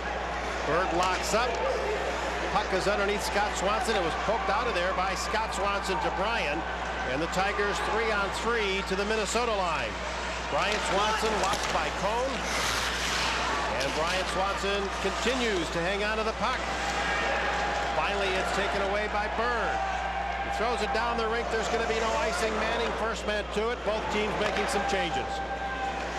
Here's Darren Clark. And Darren Clark again. One of the leagues, you know, you have to call him underrated because he didn't win enough awards last year. He was a goal-scoring leader, but not named to either first or second all-conference team. And that's something that Doug Woog called an injustice. Not blaming anybody, but the votes just didn't shake out right. He should have had an award. Here's Spihar with a shot. That's blocked. Trailing the play, Wyatt Smith, but he was stripped of the puck by Austin. Smith playing it around. A delayed penalty coming up on the Tigers. Spihar will go back for his stick. Bert Nelson gets control of the puck. Was blasted there by Lyons, and the whistle goes. There's a checking from behind penalty. Minnesota in its first badly needed power play. The 1999 Dodge Intrepid is perfect for whatever lifestyle you live. Hi, I'm Charlie Prentice for Carlin Dodge, and the new Intrepid is the perfect combination of luxury and fun for an absolutely exhilarating ride every time you drive. Power, performance, personality. Test drive an Intrepid and appreciate these personal touches for yourself. And you can lease a new Intrepid for just $269 a month from Carlin Dodge. The best selection, the best prices on Intrepids. Carlin Dodge, your Dodge Superstore. A very intense look on our Jeep fan of the game. If he's a Gopher fan, he might start smiling here in a little bit. Minnesota has the power play. Well, they do. It's going to be Burke Nelson who's going to be called from checking from behind. And there's a little cross-check right there. You can see the referee, John Bakke, very quick to bring his hand up. And when you see the stick coming in that position. So he will get the gate there. First bounce you mentioned, Frank, 14:45. Minnesota finally gets the man advantage. General Security Services Corporation will bring you a look at power play and penalty kill numbers. Minnesota 19% overall this year and a fabulous 91% kill. The Tigers, they have played 4 games, all conference games. They opened on the road with a sweep at Michigan Tech. Last weekend they had a home ice sweep over Alaska Anchorage. And the Gophers, as we mentioned, on their first power play, to the Tigers' credit, they went some 34-plus minutes before their first penalty. So with it, the first power play for Minnesota, and Dylan Mills will try to get it going. Nate Miller, and it's rejected at the line in a hurry and shot down by Manning. Forecheck pressure applied by Hartsburg. Westrom out to center ice, Berg to bring it in. Berg firing! Zulianello makes a save. Dave Spihar, 5 goals, all in the power play. He's in the slot right now. Berg behind the net. Spihar centers it. Leopold, nice play to Angel. Lets it go. Zulianello, a big save. Spihar turns and shoots, but Trent Clark got in the way. Peters to Clark. He can't get it past Angel. Angel to Leopold. A big save again by Zulianello. And it's cleared off the glove hand. Leopold holds the zone. Plays it in deep. Berg goes behind the net. Berg to Wyatt Smith. 25 on the power play. Angel. Smith. Right in front. Off the heel of the stick of Berg. And it's driven out by Peters. Manning couldn't play it. He lost a stick and a glove. Gophers doing a good job of moving the puck around. Here's Smith. Precious few seconds on the power play. Ready for Berg. Had 2 whacks at it. And then roughed up Zulianello a little bit. And as the penalty expires, play is called. Well, once again, Zulianello took a pretty good check there. Berg coming in, could not handle the puck at the side, a little bit high there, but that's what you want to happen. There's the play coming across from Spihar. Notice how it's bouncing, and watch right here. He goes into the goaltender. I think he could have avoided that check. Yes, he did not get called for it, but Zulianello is taking some pretty good hits here in this hockey game so far. That's about the 5th or 6th time now he has taken a shot from one of the Minnesota Gophers, not all intentional.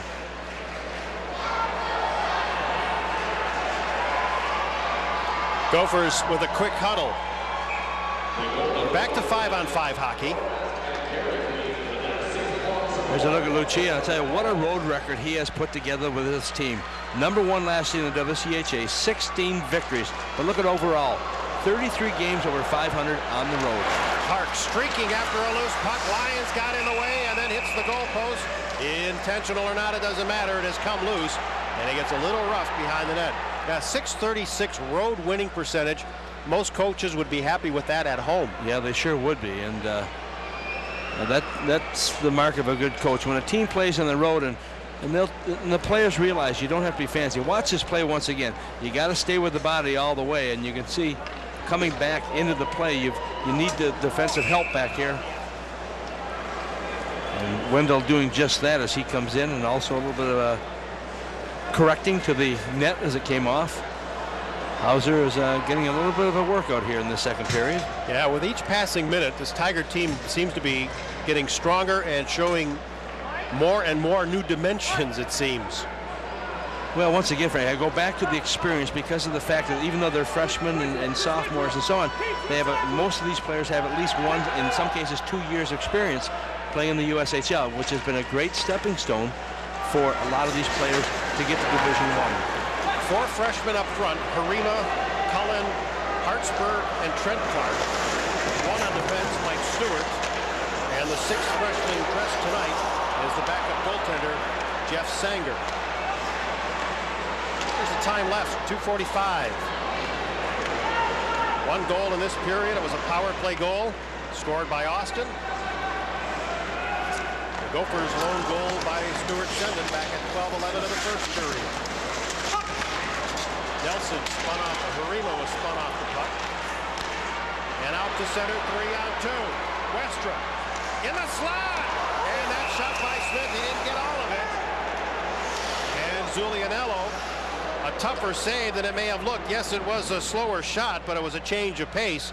And in this collision, he's shaking some cobwebs from his head. Well, he is. Nice passing play here also. Dave Spehar has really picked up the pace of his game in the last few games. Watch the little pass he makes initially over to Western. Western comes back, gives it to Smith. He doesn't get it all, as you mentioned, Frank. He seems to go off the heel of his skate, and then he's hit pretty good as he goes into the net. And Zulianello, he's got his head buried and everything else. He's not taking any more chances just in case there's traffic coming in there.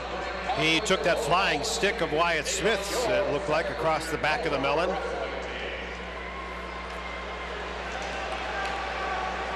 And 2:21 remain in the period. Big Pat O'Leary to face off against Austin. Austin about half the size of O'Leary. But it doesn't matter in a face-off. It doesn't. This ain't a jump ball, it's a face-off. Austin to center.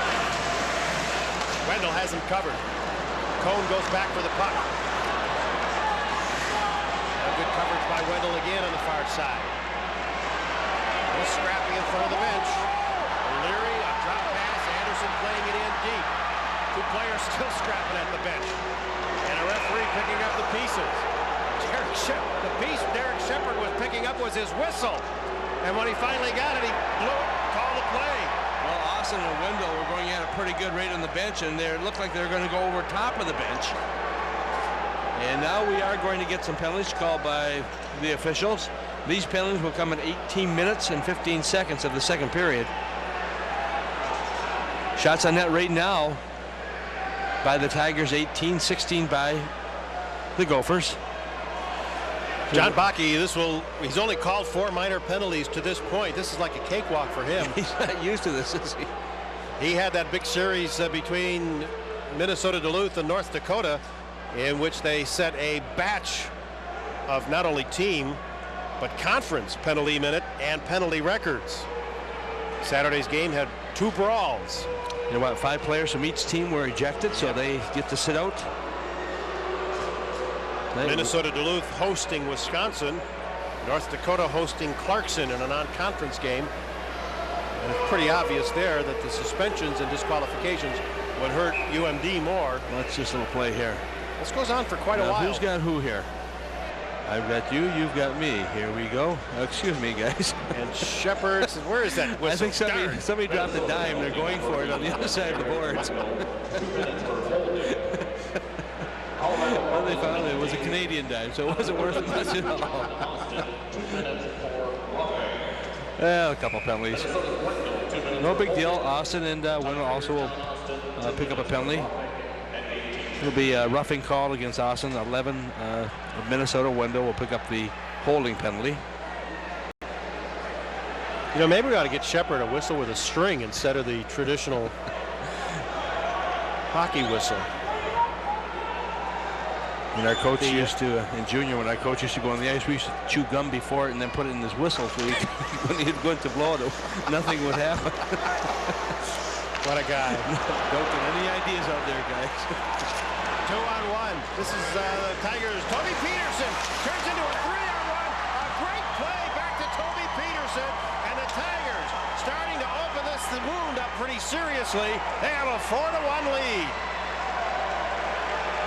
Well, give and go. I'll tell you, you talk about being unselfish, and that's one of the things that Don Lucia talks about. This team, he says, and I said earlier, has more depth. They have more character than we've seen in the past. We've had some players this year that have really stepped up the game, and Toby Petersen, one of those players.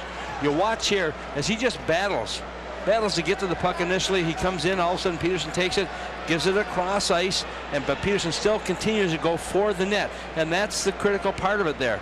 Because once you've made the pass, what do? It's where you go back in, and very unselfish play as it comes in. And he just puts it away. A 3-goal lead here right now as he scores a big goal for the Tigers. A nice pass across also by Dan Peters coming in there. And the other assist will go to Mark Cullen out of Moorhead, Minnesota. Mark Cullen getting his 4th collegiate point. Actually, his 5th. He's picked up 2 assists here tonight.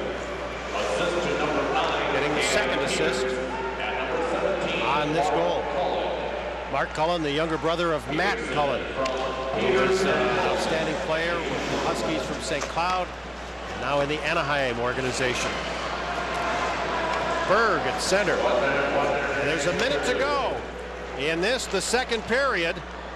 A second period in which Colorado College is taking the Golden Gophers apart. A chance for Leopold, and the centering pass goes off of Scott Swanson. Here's Swanson back to get the puck. Still 4 skaters aside with Austin and Wendeloff. Scott Swanson brings it in. 4 unanswered goals, 2 in the final minutes of the first period, and 2 goals scattered here in the second period. Second one, another one of those late goals at 18:27. I was just going to mention that Gophers have given up 3 of their 4 goals against them have come in the last 5 minutes of the period, and I think the only remedy there is maybe shorten the periods by about 5 minutes. And I don't think you get that legislation through in a hurry. Down to 7 seconds in the period. And the Gophers might be willing here to just lick their wounds and head to the dressing room with a spattering of booze here. They were dismantled here in the second period. The Tigers get the only 2 goals, 1 on a power play, and the second goal of the game for Toby Petersen, his 4th of the season. Golden Gophers with a huge hill to climb. They have been a strong third period team. They'll be put to the test here in the third. Paul Guggenheimer will visit live with John Austin. We'll visit with a former Badger and now a Tiger assistant coach, Mark Strobel. Highlights and stats coming up in a moment on MSC, your college hockey connection.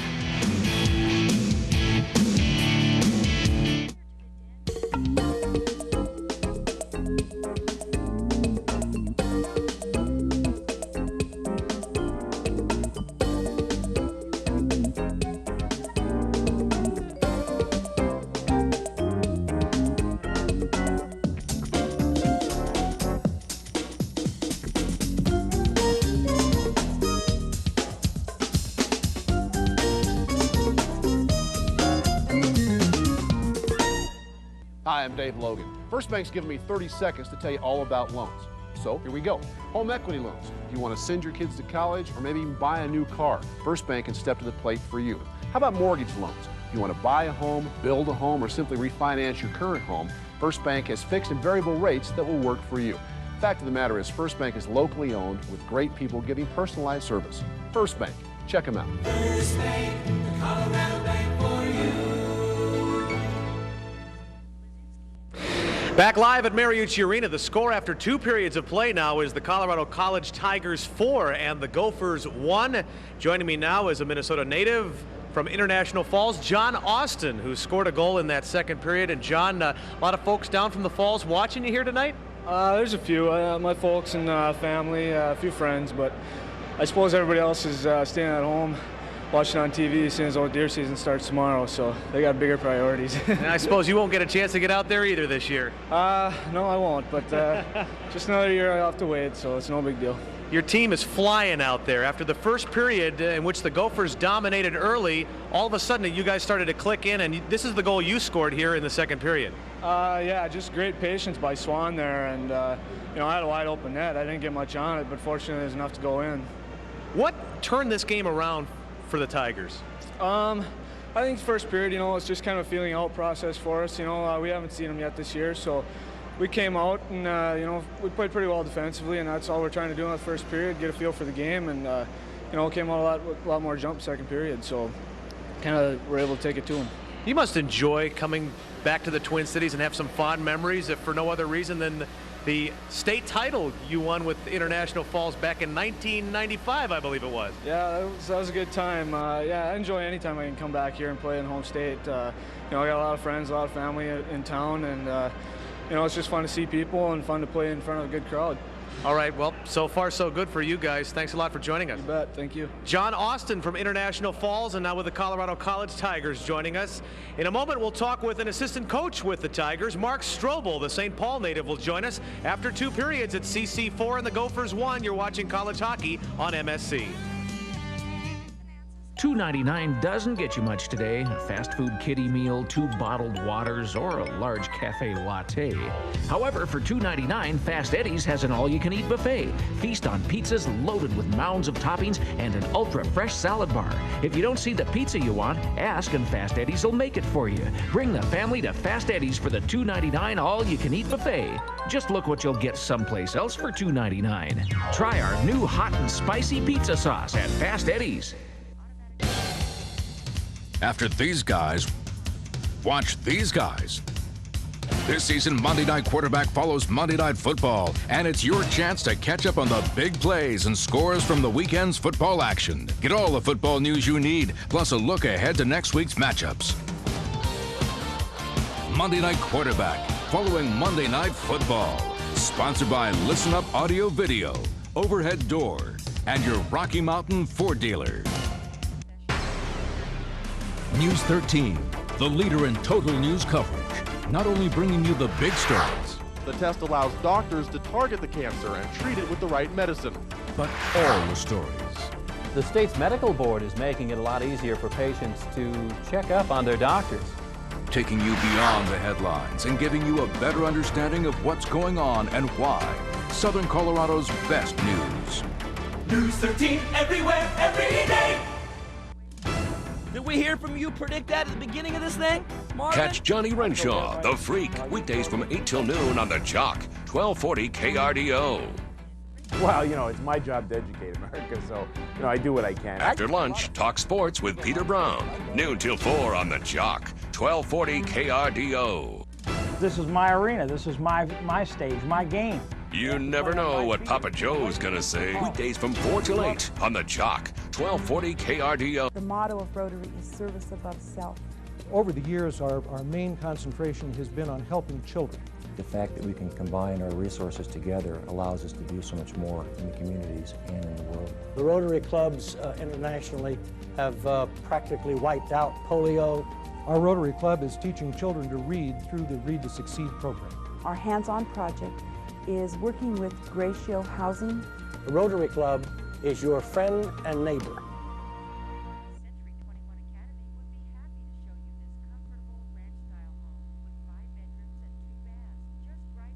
Improve the view from your cube with Pro Football Mania on Channel 4000 on MSCSports.com. Get the best Vikings and Gophers coverage and win great prizes from Gourmet Express and Sun Country Airlines. Only on MSCSports.com.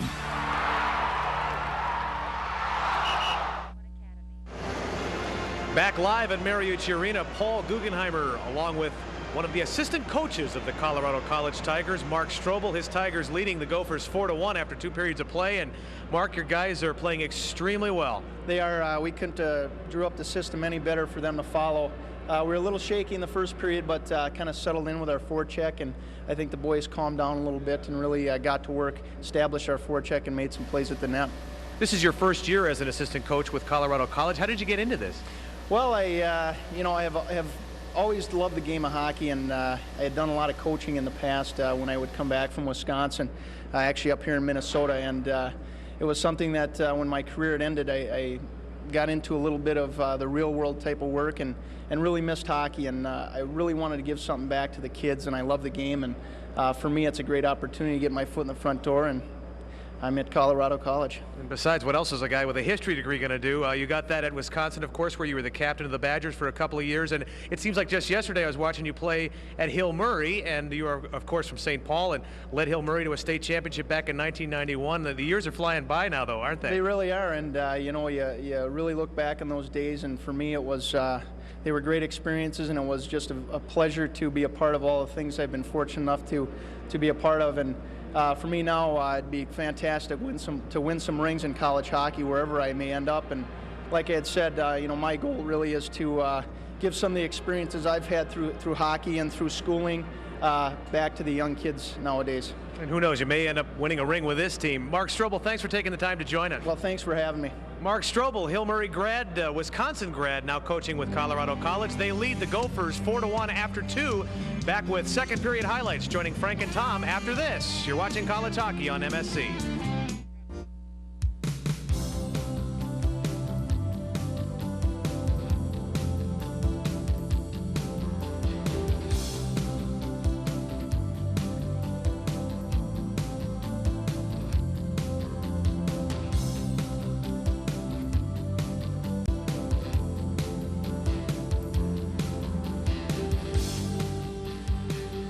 Colorado Springs World Arena is Southern Colorado's first choice for great entertainment. The folks at Carefree have asked me to tell you where my Carefree Spa ranks among the good things that have happened to me. Number 1, right there at the top. Well, right after meeting my wife, so it would be number 2. Okay, so there's the kids, so I Get guess... award-winning service and outstanding warranties at Carefree Spas and Pools. Carefree, Hall of Fame. Hall of Fame, Carefree. Carefree Spas, where good things happen in Denver and Colorado Springs. Southern Colorado is waking up to a new morning news team. I am the Lone Ranger. This is Tonto. Actually, it's Tim Glenn and Christy Brown who, along with meteorologist Mark Nelson, are bringing a new energy to morning news. Celebrating birthdays today, Sting. Roxanne, that guy, you know him, right? 47 years old. Again? I'm not going to sing. Join them weekday mornings at 6 for Good Morning Colorado. It's not the same old morning show. News the team everywhere, every day. This weekend on ER, he threatened her career. Dr. Lewis should have mentioned it. It was on the chart. Now, Oh my God. Dr. Kaysen. she must save his life. I'm gonna die. You are not going to die. Mark, suicide attempt. And no matter how ready you are, Come on. This isn't working. there's always the unexpected. Can you people? We're very busy. Okay. Sir. ER. Saturday night at 6 on TV 13. It's football season. You need stats, schedules, and insights, and you need it at your fingertips. Here it is, the Goal Line Guide, the only thing true football fans need. You'll find pro, college, and high school team information. There's even a section on WCHA hockey. With your copy, register to win a trip to the Fiesta Bowl. Here's where you could go to get your copy. The Goal Line Guide is available at the Cornerstone Financial Group office in the Chapel Hills Mall and Champions Golf and Games. A second period dominated by the Tigers from Colorado College. They scored the only 2 goals of that period, open up a wide 4-1 lead over the Golden Gophers. And we indeed are seeing one of the premier teams in the nation, Tom. They, with every shift, they're getting better and better, and it's very hard to find any flaws in the way they're playing here tonight. Well, they have played with a great deal of intensity, Frank, and I think that's one of the things. When you look at a team like the Tigers, the reason they are successful is because they never stop working. And Don Lucia has put together a group of individuals who play exceptionally well as a team. And they've got some very strong individual skills, but they actually play exceptionally well when they put them together as a unit. You're going to see a couple of goals in that period where a lot of dark uniforms touch the puck in sequence. And we'll start with this power play goal scored by John Austin. Well, you watch the patience here by Swanson. He holds and holds. You can see Hauser going down to block the shot. Shot didn't even come towards him. And Austin just moves in from that point position, and there's nobody there to correct it. It's in a power play. From the face-off, Tom, all the way up the ice. Right. Well, this is a situation Minnesota should have been able to control this, but they lose it right here. Lions had it. He lost it. What an effort by Cullen Harris. He gets the puck up to Petersen. Petersen goes back, makes a little play, but he also goes right back in position, takes a perfect pass coming by Petersen once again as he comes in wide open, 24 square feet. And Adam Hauser pretty much left at the mercy of the Tigers. Here's the Treasure Island scoring summary as both Swansons get a point on the John Austin goal. The second point of the game for the freshman Cullen in helping set up the Toby Petersen goal. And it is a 4-1 Colorado College lead. The coach of the Tigers, Don Lucia, standing by with our Paul Guggenheimer. All right, thank you, Frank. And Don Lucia, early in this hockey game, the Gophers were dominating and taking the play to you guys. What started to turn it around? Well, I think the last minute's obviously big. Anytime you get 2 goals the last minute of a period, put us up 2-1. The guys relax a little bit more, and we're not turning the puck over like we did in the first period. And we had far too many turnovers all over the ice that first period. I thought we did a much better job protecting the puck in the second. Well, it's been a great display of hockey so far by Colorado College. Don Lucia, thanks for joining us. Thank you.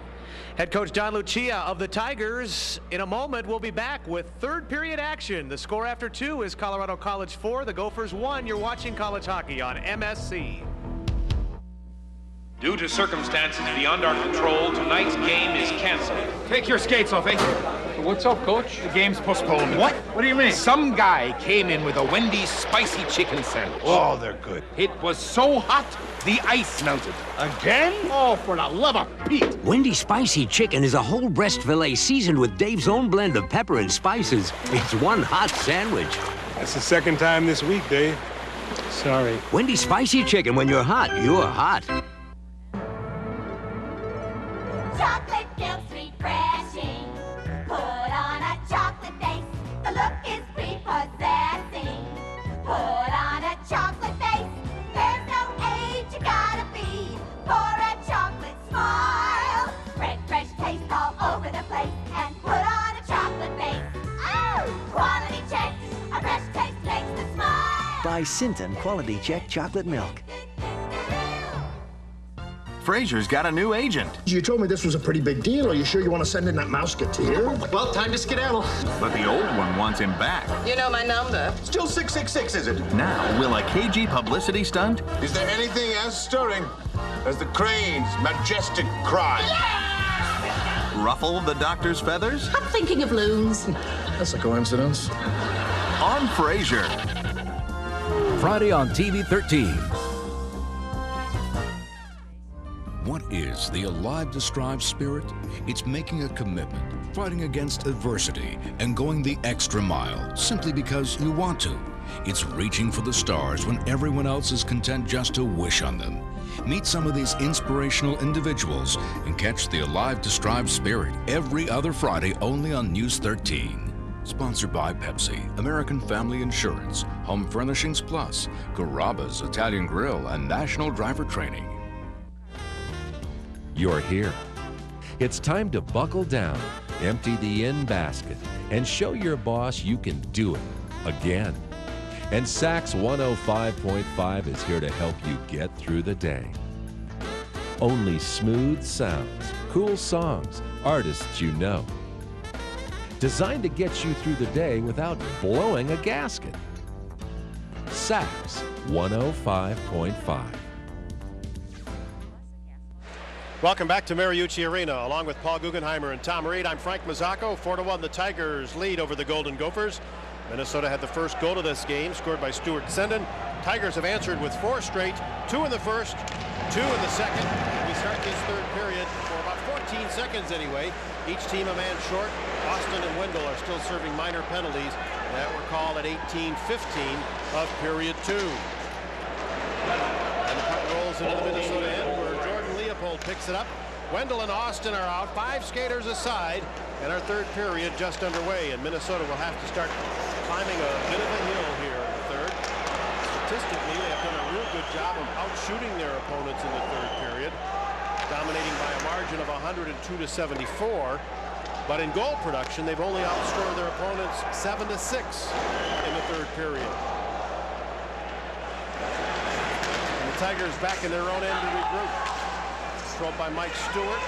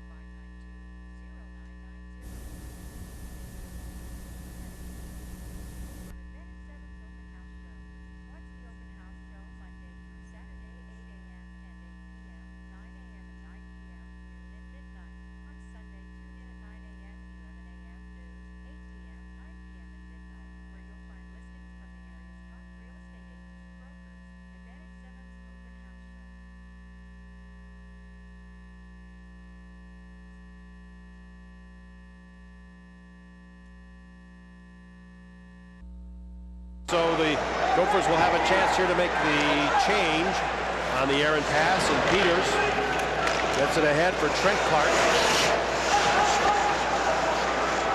Clark again centers it. It's tipped loose by Mike Anderson, and he'll go after the puck, but Peter does a nice job of standing in the way. Wendell in deep, looking for O'Leary, and it comes through. Nice defensive play by Trent Clark coming back there. Minnesota with its fourth line out, and this is the line that has accounted for Minnesota's only point. Sending has the goal. O'Leary and Wendell got the assist back in the first period, and Hauser leaves it now for Ryan Treble. 3.5 minutes into the third period, and Pat O'Leary, Armstrong High School, now got it ahead. Wendell kicks it in. Darren Clark to pick it up. Clark boys out of Superior. Here's Harima and a drop pass. Berg is there to get a piece of it.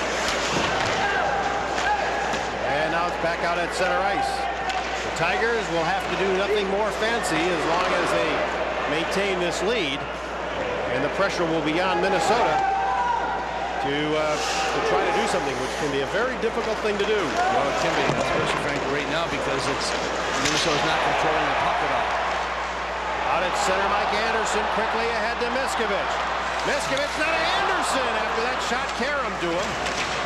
And Miskovich in the corner. Stewart to pick it up, and Berg on him. Oh, even if the Tigers turn the puck over, it's not very long before there's a helper there, a teammate coming back to help cover a loose puck. In the third period, traditionally this year has been a very strong period for the Tigers.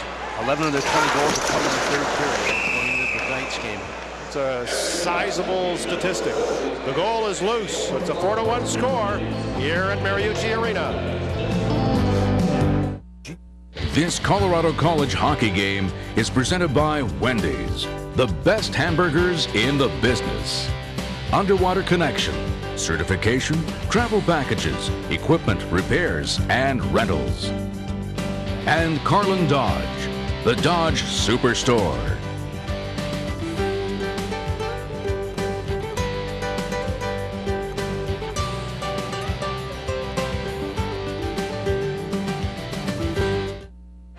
Up at the deck in Duluth, Wisconsin, with a 3-0 lead over UMD late in the second period. Out in Denver, Pioneers have a 2-0 lead over St. Cloud State. That's a first period score. Colin wins the faceoff. The Tigers dump it deep. And now it is played by Senden out to center ice. Clark Hogan got a piece of it. Toby Petersen back for it. Senden all over him.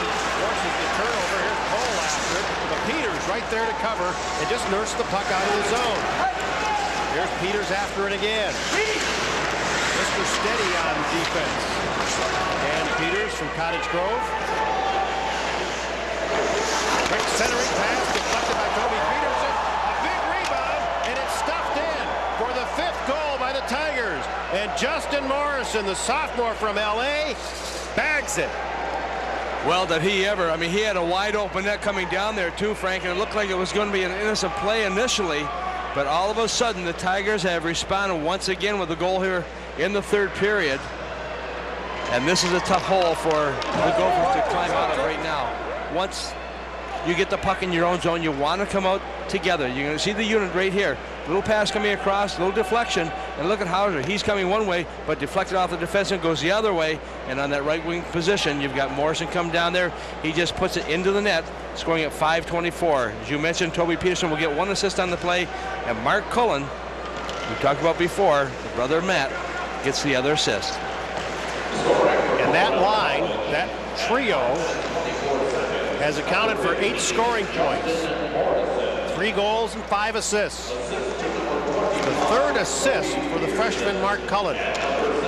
Mike Anderson now for Minnesota. Gophers trail by 4. Ryan Treble fans on it, a turnover. Gryway centers, a goal! It's now 6-1. Austin, I think, buried it. And if indeed it is Austin, it is. That'll be his 2nd goal. 1 on the power play and now 1 even strength. And this one is turning into a rout. Well, this one comes at 5:52. The other one was at 5:24. So 28 seconds between these two goals. They score them, and they scored them in bunches. If you remember this team a couple years ago, that's what they did also. They'd score one, they'd come right back. When you're behind like this, and the Gophers are, you've got to have a little more intensity. You can't afford to let up. And you can see right there, as Mills was going down, could not reach the puck. Perfect pass coming across here, and all of a sudden it's in the net. And Cryway, we talked about before, also is one of those gritty players. He gets it to this youngster right here, gets his second goal of tonight, 5:52. Willie Marvin will be coming into the nets. They'll warm him up. We'll take a break here on MSC.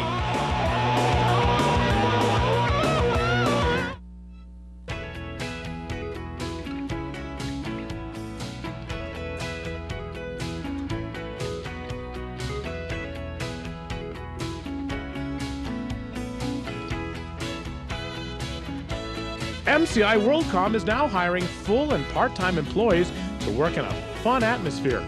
Flexible shifts are available. Call today, 534-5189, or stop by our office in the Tiffany Square Shopping Center. John Austin.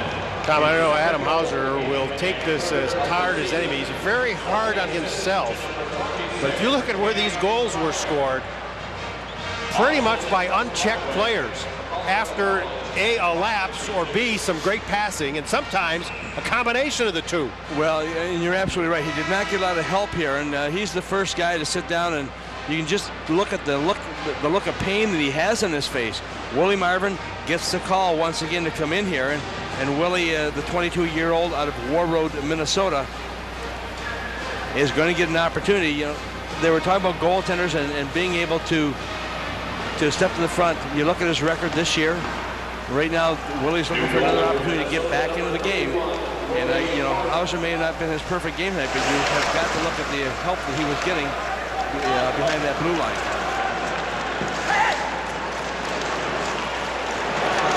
Here's Bill Cohn going for the puck. There's the time remaining, a 5-goal game.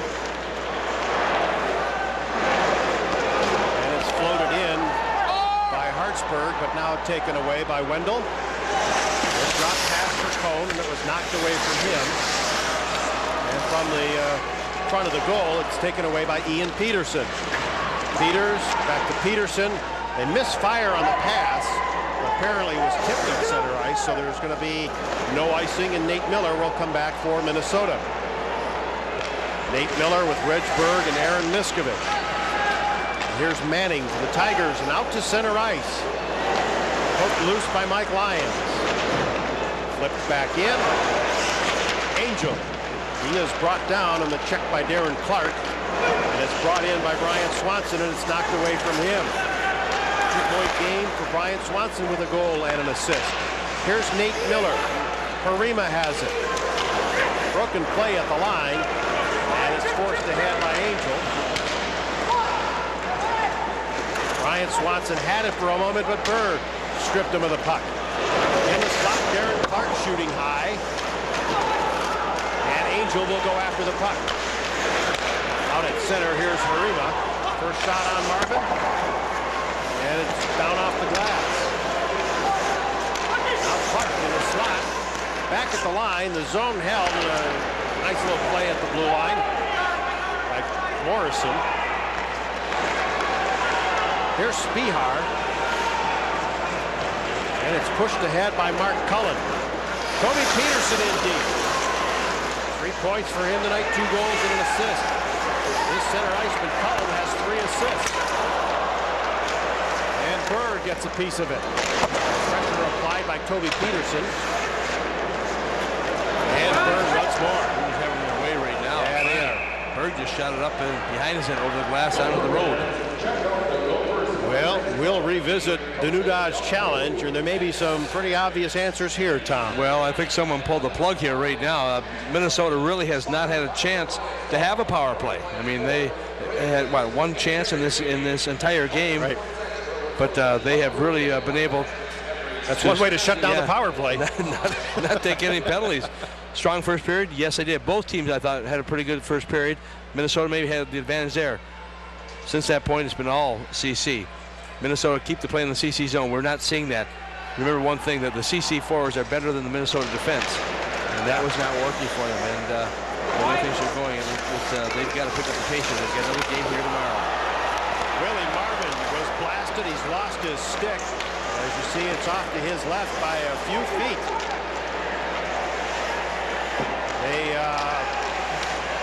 Marvin is hobbled a little bit there, it looks like, Tom. Right now he's grabbing onto that goalpost. Well, he's got no stick there to give him. You would have thought somebody would have got him a stick too. He's just hobbling over now to pick up the stick. He's not at full speed. No, he's not. Tigers finally get it in their own end. 11 minutes to go here in regulation. And in all likelihood, the game. Leopold chips it around.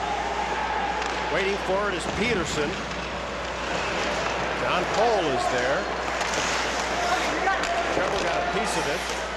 And in the really scrappy play, Cole finally gets it and bounces it down the rink. They're just shooting out in desperation right now. They're not controlling, and you have to give the credit to the Tigers because they are continuing to put the pressure on. Wendell right in front for O'Leary, and he pushes it into the corner. Hartsburg took the check on the near side. Leopold holds the zone, at least for the moment. Does it again. Anderson breaks loose, turns and shoots in the slot. Here's Wendell. He centers it. Anderson fires, and Zulianello, when he has had to, has come up big. That was a nice play by Wendell to get the puck over to Anderson. The quick release, but once again, Zulianello, who has not been bothered a great deal, comes up with a save. Cone tied up Brian Swanson. Here's Mike Anderson going for the corner, and he missed by about 6 inches. And back to center. Tigers stay on side. A nice job by Brian Swanson at the line. And here's Leopold to Mike Anderson and to Miskovich off his stick.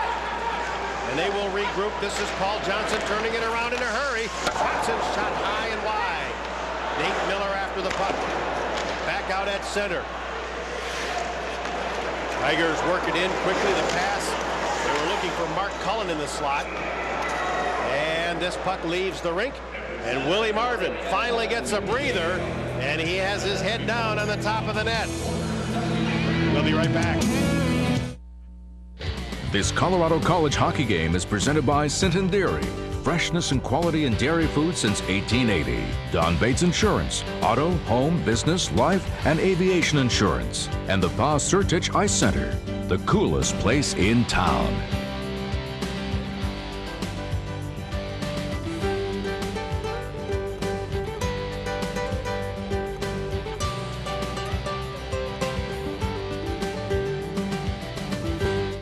Marvin being hurt. Watch right here. Peters cuts in the net right here. There's his little shot right into the helmet. And that did bother him. He looks a little slow getting up there also. But he had his head, as you mentioned, Frank, on the net after the last stoppage of play in. But right back in there. No one really came out. I don't think a lot of the players or anybody I met on the coaching side knew that he was hurt. Well, you know, I did see athletic trainer Bob Brockstrom up towards the front of the bench to get a better look at Marvin and yelling at somebody to find out if he was okay. So apparently they determined that he is okay. But he looked a little dinged there for a while. Toby Petersen, this is 2-on-1 to Trent Clark to the backhand. Marvin sprawls across to make the save. A wraparound try, and they stuffed it wide. That was Toby Petersen. Boy, he got quick hands. He fires again, and Marvin up to the task. 2-on-1 again, a backhand goal. Toby Petersen completes the hat trick into the empty net. It is now Colorado College 7 and Minnesota 1. Well, persistence pays off, and Toby Petersen is able to come through and just put that puck right in. And the youngster out of Bloomington, as you mentioned, Frank, with the hat trick. There, look at what's the chances here. I mean, somebody has got to come in here. Look where the defenders are. Everybody behind there. There's one shot. He comes right back up. You think you'd knock him out of there. That is not the case. He moves out a little bit, but he's still in position. There's the second shot he gets. No one gets to him. And finally, the play keeps going. He's in behind Wyatt Smith, and on the backhand just puts it home. That goal coming with 8:54 to go in the period. And as you mentioned, a 6-goal lead by the Tigers right now. Petersen gets goals number 3, 4, and 5 to complete the hat trick. Mark Cullen will get his 4th assist. Justin Morrison will get his 3rd point of the game. Here's a 3-on-2 coming out of the zone. Austin throws it up to the far side. Look for Cryway in the slot. Here's Cryway breaking free, shooting. Harvey gets a piece of it to flick it away. Minnesota's play in this game looks more reminiscent than anything to the first game of the year when they lost on home ice to St. Lawrence 6-4. But here they have given up 7 goals, season high of goals against for Minnesota. And I believe the 1 goal is their lowest offensive production of the year.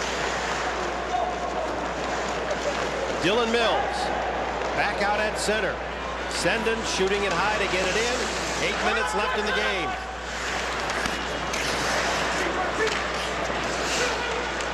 And from behind the net, Peters. That was Paul Johnson. Sendon. And they shoot it in. Well, right now, all the little battles are being won by the Tigers. From the physical part of it, the passing, and most importantly, the scoring. O'Leary. And he gets some forecheck pressure there from Ian Petersen. Now Leopold. Return pass hit the assistant ref Schmidt. Brian Swanson to his backhand. Off the base of the net. Cone hanging on for dear life on that one. And I think had a good hand in preventing a goal there. Here's Peters back at his own end. Watched by Wendell. And now out at center ice, Leopold. Cone got a piece of it, but not enough to control. Here's Cullen again. What a game he has had. And Colgan, the defenseman, slides it down low. Cone, the only one back there for Minnesota. He picks it up, has a little trouble. Finally gets it to Anderson. Anderson goes cross rink and O'Leary backhands it in. And the goaltender Zulianello leaves it behind the net. Tigers patiently come out, their heads up and looking up ice. Colgan plays it ahead, filling the holes. Toby Petersen gets it, brings it in, chops it up, and the puck finally controlled by Angel. But taken away once more. Berg in a crowd. And Berg to the right side for Nate Miller. Fires, kicked out, the rebound. Hopped off of Miskovich, who was pulling himself up off the ice. Clock approaching the 14-minute mark, and here's Austin in front of his own net. Up on the far side for Hartsburg. And the freshman shoots it in. We might have a penalty on Berg coming up here. Tiger player down. And that was Peters. There'll be a Minnesota penalty.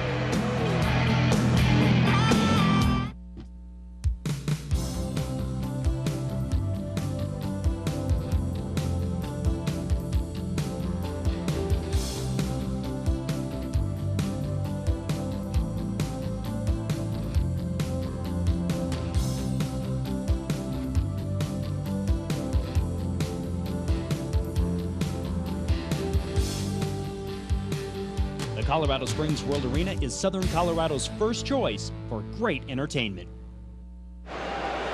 Well, you watch the play right here. You can see Berg bring the stick up between the legs right there, and he will be called on the hook. And he just kind of grabs you and pulls the helmet off, too. Dan Peters, the junior out of Cottage Grove, says something to him, but skates away, and so Berg goes to the penalty box. They're going to call for hooking. That's a frustration penalty more than anything else. 6 minutes roughly left to go. Gophers will be a man short for at least 2 of them. Clark after it. Knocked down, gets right back up. Clark again. Petersen rolls it down low. There's Clark once more. And it's chopped all the way down the rink by Eric Westrom. And Zulianello plays it off. Scott Swanson now for the Tigers. And they work it to center. Johnson drives it around. Off a skate. Leopold got a piece of it. Westrom finally. Now to Mike Anderson. Down by 6 and a man short.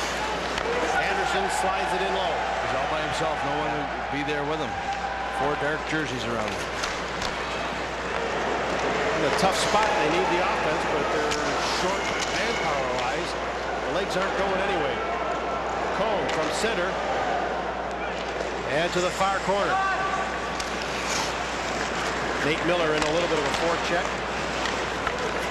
Austin scooting in. Taken out by Cone. Leopold cleared. Leopold goes after it. Whacks it. It's in the air. And up and out of the ring.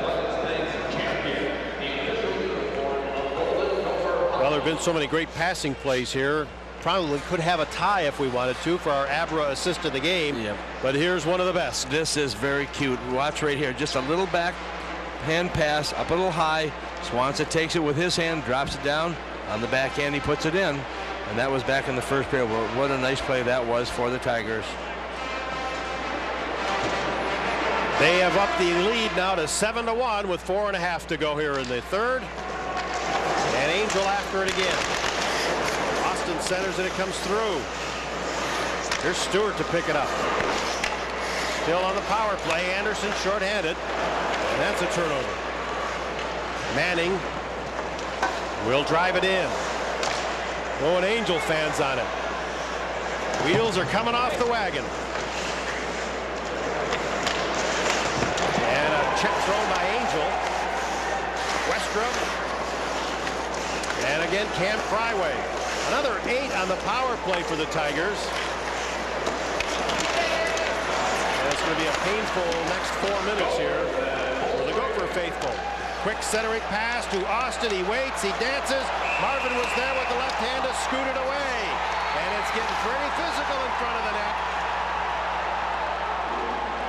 And John Bakke will have to determine if there was a punch thrown or not. Well, they were trying to throw some punches out there just a few moments ago. Burke Nelson, the Tiger player, and that'll either be Lyons or Cone. We'll have to wait for his jersey to get set down. Lyons. That's Lyons. We'll be right back. This Colorado College hockey game is presented by the Colorado Springs World Arena and Ice Hall, home to the nationally ranked Division I Colorado College Tiger hockey team, and Whitney Electric, wired to the future.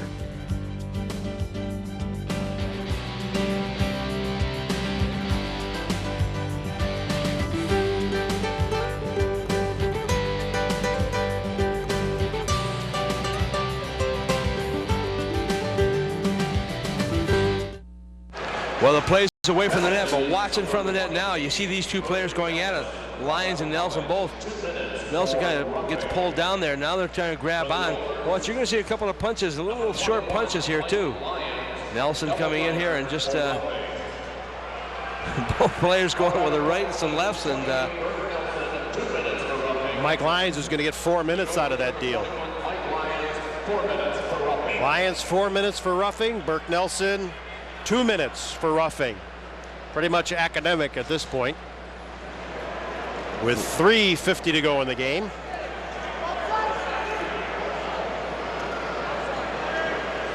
As I'm looking at the score sheet here, Tom, I'm looking at the Tigers with 2 goals in the second period, and they outshot Minnesota 14-9. With 3 more goals here in the third, holding Minnesota to 6 shots on goal. They've only taken 7. Trying to figure out where were they more dominating, second period or third, and that might be a razor-thin call anyway. At about the 19-minute mark of the first period, well, it's not like they got a wake-up call because they weren't out of this game by any stretch of the imagination, but they really came roaring in that last minute, and the whole rest of the game has been theirs. yeah, that was really the driving force. I think it took them out of this game, and then that quick goal in the second period coming at 3:43, and all of a sudden what turned out to be a very good start for the Gophers turned to become very dismal in the latter part of this hockey game. But you've got to, I mean, you can look at CC. They are, as we said before, one of the premium teams in the country, and you can see why.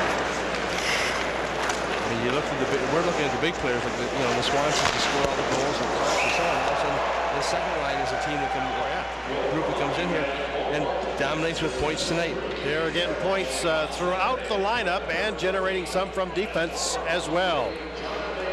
Well, we have once again, we'll continue to plug this as much as we can. Saturday, November the 21st for the Chick Yackel benefit. A lot of people remember Chick from this area, of course, official in the WCHA. Suffered a serious accident back in May and still in a coma. But got to get there, do something, help out with however you can. And just by calling 455-3634. They have changed that address too. It will be at the VFW post, number 295 on South Concord in South St. Paul. Once again, that phone number is 455-3634. I was kind of looking forward to going back to Croatian Hall. I haven't been there for a while. I hope the VFW is, maybe they need more room. More room. Hopefully that's the reason for the switch. Johnson a shot. Cohn kicks it ahead. One man back as it's brought up ice by Miskovich. Shoots, and that caught the base of the net. 30 seconds left in the Tiger power play, and 2:16 to go in the third period. Here's Toby Petersen already with a hat trick tonight plus an assist. Fifth power play of the game for the Tigers. And this is Dylan Mills from center, and he'll coast it down. And that minor penalty, the extra one being served by Doug Meyer, expires right now. Here's a takeaway. Nate Miller to Berg, and his blast might have gone off the handle of the goal stick. Well, when the Gophers have had scoring opportunities, Zulianello has been as sharp as the skaters who are playing out in front of them. Austin locks up with Minnesota's Wyatt Smith. Not sure if they're both going to go or just Wyatt Smith. Well, I believe that is not going to be Smith. That's going to be Doug Meyer, who's going to get the penalty as he heads to the penalty box right now. But it was a good call by the official. This team has been able to score goals. Coming into the game, they were averaging 5 goals a game. That has gone up to 5.4 goals a game with the 7 they have here. Also, their goals against was 1.5. That has gone down to 1.4. So this is a very explosive and tonight a very sound defensive hockey club. That's a tripping call that will go against the Gophers, number 12, Doug Meyer. That coming at 18:26. They have come here with the complete package, and they've displayed it all. Awesome game for the Tigers. 90 seconds left in this one, and it was a trip on Doug Meyer at 18:26. Power play number 6, if you're keeping such numbers. Here's Mills. And now over to Angel. Tryway in on a forecheck. So is Nelson. Fortunate bounce here, and it comes to Westrom. With Sendon, they bring it in. Westrom after it. It's kicked away. Nelson after the loose puck. Finds Tryway. And there's a minute to go. Nelson to the Minnesota line. And now Marvin tries a right wing pass. Played back in by Manning. Marvin came in relief after Adam Hauser was shelled, and in many cases left unprotected as Burke Nelson comes in unguarded. And Marvin makes the save on him. Here's Manning. Boy, the amazing thing, Tom, is the Tigers, for as dominating as they have been, only have 27 shots on goal. I would have guessed in the high 30s, if not 40, the way they've been playing. They don't take shots just for the sake of taking a shot. They want to make sure someone's in a good scoring position. That's why you see so many assists coming with their goals tonight. They make sure somebody's in nice and close, nice and tight, with a better shooting angle. They'll make that pass across. And the complete performance by the Tigers officially comes to an end after 60 minutes. And they have just obliterated the Gophers here tonight. 7-1 the final. Harkens back to a pasting the Gophers took up at the World Arena, where they thought they were going to be in the game last year as the Tigers swept all 4. Smiles all around. Second career hat trick for Toby Petersen. Turns out to be a 4-point game. And what a tremendous line this was tonight for the Tigers. Toby Petersen on the left wing, Mark Cullen, freshman out of Moorhead, Minnesota, and then Justin Morrison out of California. These 3 guys have played exceptionally well, and this guy led the way with the hat trick. Well, whatever Mr. and Mrs. Petersen served up at the team dinner last night, they better save that recipe, because it has paid off here countless times.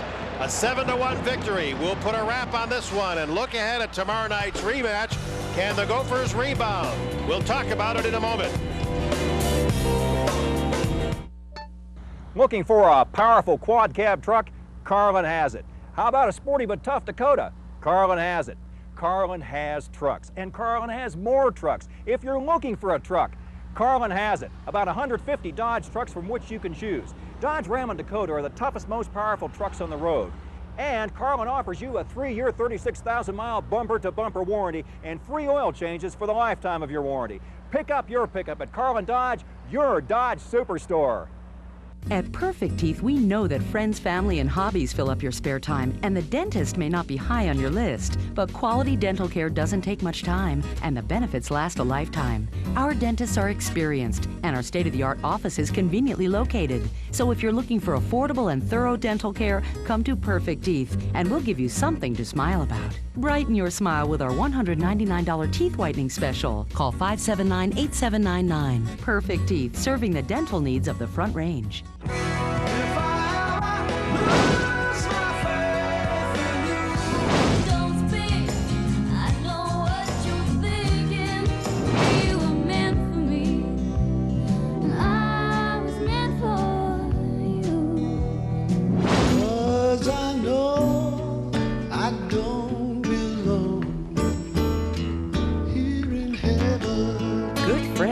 Great music, only on the Peak 95.1. It was the big political showdown, and no one covered the 98 vote like News 13. With complete team coverage from Denver to Pueblo to Colorado Springs, News 13 was first to bring you the ongoing results in the local and state races. When the other stations returned to regular programming, only News 13 remained live, bringing you the most local prime-time coverage. Southern Colorado's source for the 98 vote. News 13, everywhere, every day. A blasting victory for the Tigers from Colorado College, 7-1. After Minnesota scored the first goal of this game, and it was a real racehorse first period of play. But there's a thing about champions. They tend to know how to win. They were certainly dominating here. Toby Petersen among the champions. Our Elias star of the game. And Paul Guggenheimer, he showed an awful lot of what he learned in leading Jefferson to 3 consecutive state titles in the high school level. He sure did, Frank. And Toby Petersen, this dominating performance by your team tonight, certainly reminiscent of what Bloomington Jefferson used to do in the state tournaments. Yeah, felt a little bit like that, but I don't know. It was a little bit of a different game here tonight. We felt we got like our 3rd or 4th goal. Took a lot of steam out of the Gophers' sails, so we were half the way we played, but we know, I mean, it's a 2-game series. We got to come back tomorrow and do the same thing. Second career hat trick for you tonight. How sweet is it to get it here in what essentially is home for you? Yeah, I mean, there's nowhere else in the league or really in the country I'd rather, perform well and score a bunch of goals, because I got all my family and friends here tonight, so it's really a great feeling. The goal that you scored, the first one, which I think turned the momentum in CC's favor for good tonight, was that long shot in the closing seconds of the first period. Were you a little surprised you were able to get that one over Adam Hauser's shoulder like that? Yeah, I was. I got to admit, I didn't look at the goal, just trying to get it off before the buzzer, because I knew time was running down. And where the puck went, I can assume that I caught Hauser leaning a little bit towards the other post or something, so I'm happy with that.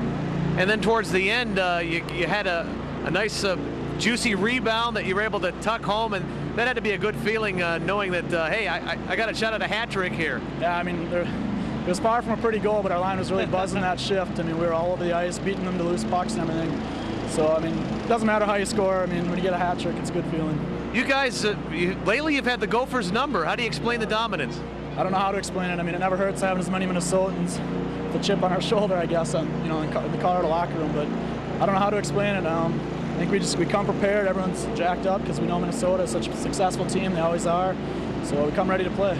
Mom making lasagna for the guys tomorrow night? No, that was last night. I'd have to do it again, though, for the success we had tonight. All right, Toby Petersen, congratulations on the hat trick, and good luck tomorrow night. Thank you very much. Toby Petersen of the Colorado College Tigers joining us, the Bloomington Jefferson grad, having a big night here at home in his native Twin Cities. Let's go back upstairs to Frank and Tom.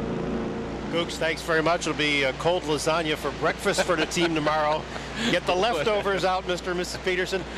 Chip on his shoulder or their shoulders? Well, perhaps, but Toby Petersen a very highly sought-after player. There were a lot of people, particularly in the administration here, wanted him to wear maroon and gold, but as the recruiting wars go, CC won that one. Well, they certainly did, and what a player he has been for this hockey club, too. Frank, this team, and I think Toby said it best, you know, a chip on the shoulder. I don't know if it's a chip. The thing is, when you play against your home state, you want to play well. A lot of players have watched the Gophers through their lean years or their as youngsters growing up, and all of a sudden they get a chance to play them. And when you get the chance, you bury the puck. You don't make no mistakes about it. An impressive performance, and no performing at all. This was an impressive execution by the Tigers from Colorado College. The scoring summary brought to you by Treasure Island. We'll show you what they accomplished in the third period alone, as Toby Petersen would complete his 4-point game with the 3 goals and the assists. You can look at some of the scoring there. Mark Cullen had 4 assists in the game. John Austin, another member, looked like he may have picked up a big production with a couple of goals there, including one on a power play. There was actually, out of all of the points scored in this one, in the 7 goals, only 2 assists came from the defense. Scott Swanson one, Dan Peters the other. That shows you how potent the offense was for the Tigers in this game. They really were. That first period, as Donald Hughes said before, that he wasn't real happy because of the giveaways and so on. But when they got going in that second period, and Toby said that third goal really kind of turned things around, third or fourth. I believe it was that third goal, because it just gave them a momentum and took some of that sting away from the Gophers too, and they just kept driving and driving and driving. They never looked back. Gophers are going to have to get their wagon up on the hoist and try to get those wheels back on as they get ready for the rematch of this series. It'll be coming tomorrow night, 7 o'clock for our pregame and face-off activity here from MSC. And, of course, the Sports Connection at 6:30. So for Paul Guggenheimer and Tom Reid, I'm Frank Mazzocco. Thanks for joining us. And again, join us tomorrow night. The final here, Colorado College 7, Minnesota 1. Good night from everyone at MSC.